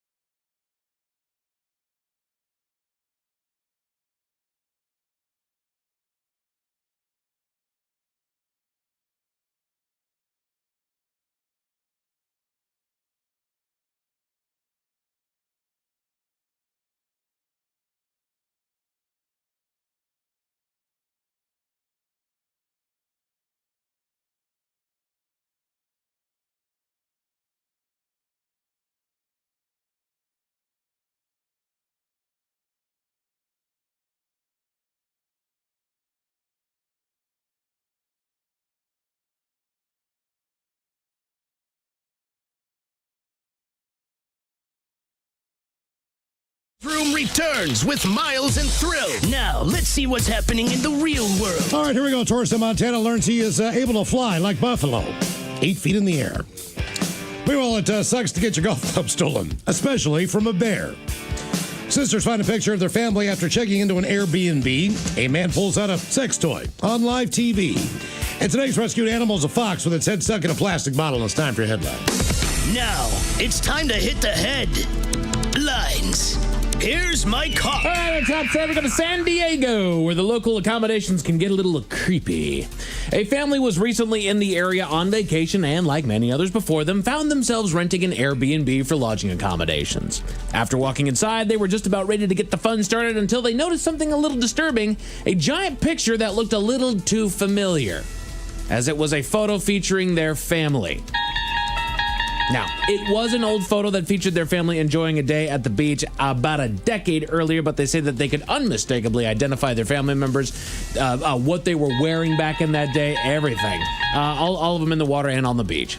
Now, it should be noted that this was a relatively large photograph that was hanging on the wall that featured several families enjoying a day out at the beach, but it skeeved the sisters out enough that they called Airbnb and were able to work out alternate accommodations for their stay. So they just freaked out. Like, yeah. And, you know, reading the headline and reading the few little blurbs that they give you before you really get into the meat of the story was like, yeah, that's kind of creepy to have somebody's random picture of a family just up on a wall that's not yours. Yes. And then to find out that it's yours is serendipitous in its own way. That's terrifying. But then they're standing next to it. It looks like it's a flyover. It looks like somebody's got flying a helicopter over the beach or something like that. There's a whole bunch of families that are down there. And it's like, okay, yeah. You're one of them. Right. It's not a picture of your family. Right. This isn't a family photo, or this isn't, a candid that your mom took. Here's the thing. I saw the headline. That's what I thought. And I'm like, whoa. Right. No, when you look at it, it's like, okay, are you that freaked out? Right. Then it turned into this safety issue of like, are they watching us kind of a thing. For 10 years, yes. That's no kidding. They're watching us. Okay, can we calm down a little bit? Turn this into a funny of like, hey, we found ourselves. This is freaking cool. It's cool. Right. Yeah. No, we're creeped out. We need to find new accommodations because they might be serial killers. Come on. Let's ease But also up they might be serial killers. Can't rule it out. Yeah. It was a neat picture. I mean, it was a good little flyover picture. People having fun on the beach. Oh, well. Wild story out of BC, Canada, as the locals appear to have an issue with local golfers. A video is going viral online that features a couple out on the golf course with one of their bags being stolen by a rogue black bear. The animal had ripped the clubs off of the cart that was in the process, and was in the process of hauling it into the woods when the video was taken. Commentary of the incident could be heard that features the owner solemnly claiming that those are his clubs, with another demanding that the bear bring them back. It is not clear whether or not they got the clubs back. But apparently there was another bear waiting in the woods, and they were going to F up these clubs. No. Okay. Or maybe they're going to play 9 later. Do you think they had like a sandwich in there? Like, are they doing your thing, Miles, where they got Uncrustables in there? Like, I don't see any reason. Probably. Right? I mean, that's why the crows follow you around. Yeah, fair enough. I feel like golf bags, there's always like a flask. A jerky. Flask or like jerky or like a granola bar or something, Apple, right? Yeah. That's a lot of trouble for a bear. Miles, would you try to get yours back from that bear? No. I'm calling that a day. That's all right. Yeah. Well, it's not like, I mean, golf clubs aren't cheap. No, they're But not. also it's a bear. I mean, I've hit a golf ball 2 feet from an alligator. So, I mean, but I'm not messing with a bear. I wouldn't go for a golf ball, but a whole bag. It's like, My buddy recently had his clubs stolen right out of his garage, and he said $5,500 worth of clubs just gone. Especially if you play a lot, because you just... Right. Like a lot of people, I always tell them, I get like, an old coach told me once, he's like, well, you guys aren't that good, so don't spend a bunch of money on equipment so your swing's good. But people that are good, right, spend a lot of money because you kind of have to. Doggone my Callaway's. I had a ball about, 5 feet from a coyote when Tyee was still a golf course down at the airport. That was a wolf. You know when you see like a coyote, it's just a little guy. This thing, when I walked up to it, I was like, oh my God, you're huge. Wow, what do you eat, dude? I mean, this thing was so big. He was just hanging out there? I was wondering if it was like a neighborhood dog for a second. Jeez. I was like, no, it's too mangy. Too mangy. I know. We go to New Zealand where an interview took an uncomfortable turn. I thought this was going to be your toast, Steve. That's why I asked. I saw it, but I've toasted that in the last 2 weeks. Oh, very good. Not him, but the subject matter. Right. A local morning show was interviewing a farmer and organizer of the Hunting Club's annual feral cat competition, which was already off to a great start when the man admitted to battling a hangover at the time of the interview, brandishing a fresh beer that he was enjoying at the time. He is on morning television having an interview. Cracking a beer? Cracking a beer. Oh, I'm fighting a hangover. Little hair of the dog. What's more is the host noticed something furry coming out of the man's pocket and addressed it, to which he regarded it as a makeshift microphone that was made out of a fake cat's tail. Upon further inspection, it was clear that it was no microphone, but a toy that some used to imitate the presence of a cat's tail, meant to attach at the rear. Yeah. Oh. Yeah. Yeah. It's straight is up that butt attaching plug. the way I think it is? Kind of like a pin the tail on the donkey situation? This is pin the tail in the donkey.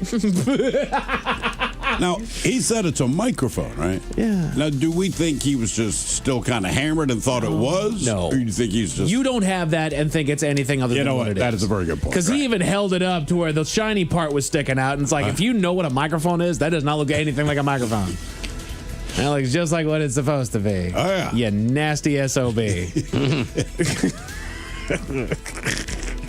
I pull this out while I'm out there hunting all the cats.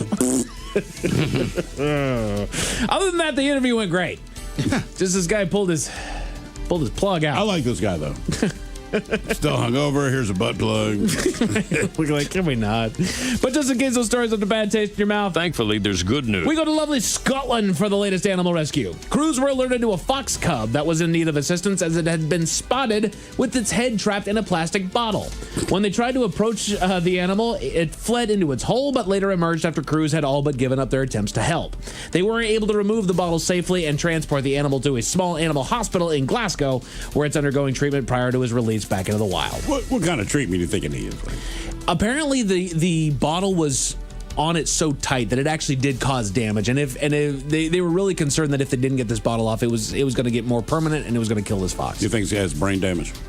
Will the other foxes notice if it does? Right, because it was a... Damn, I'm roaring now. Because it seems different. It was a little baby fox, so it was going to grow into this doggone thing, and it was not going to be good. The teeth just scare me. Yeah, no kidding.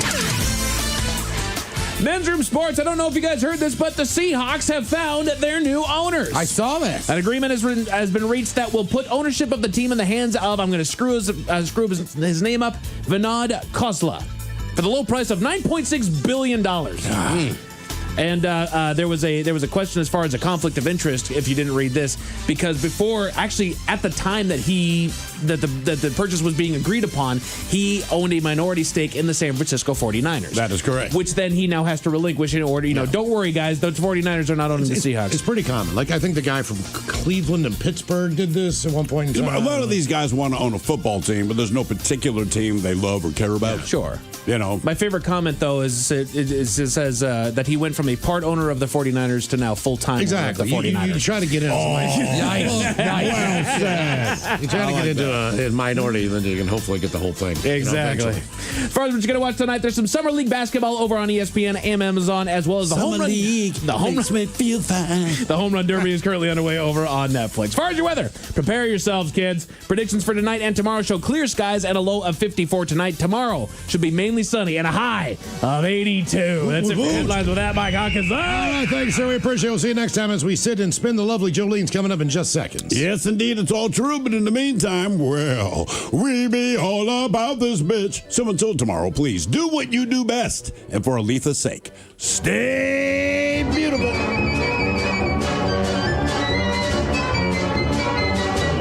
The Men's Room has been taped before a live studio audience. Wardrobe and makeup provided by Mantastic Limited. This has been a presentation of the Men's Room Radio Network. Oh, man! A Double Flush production.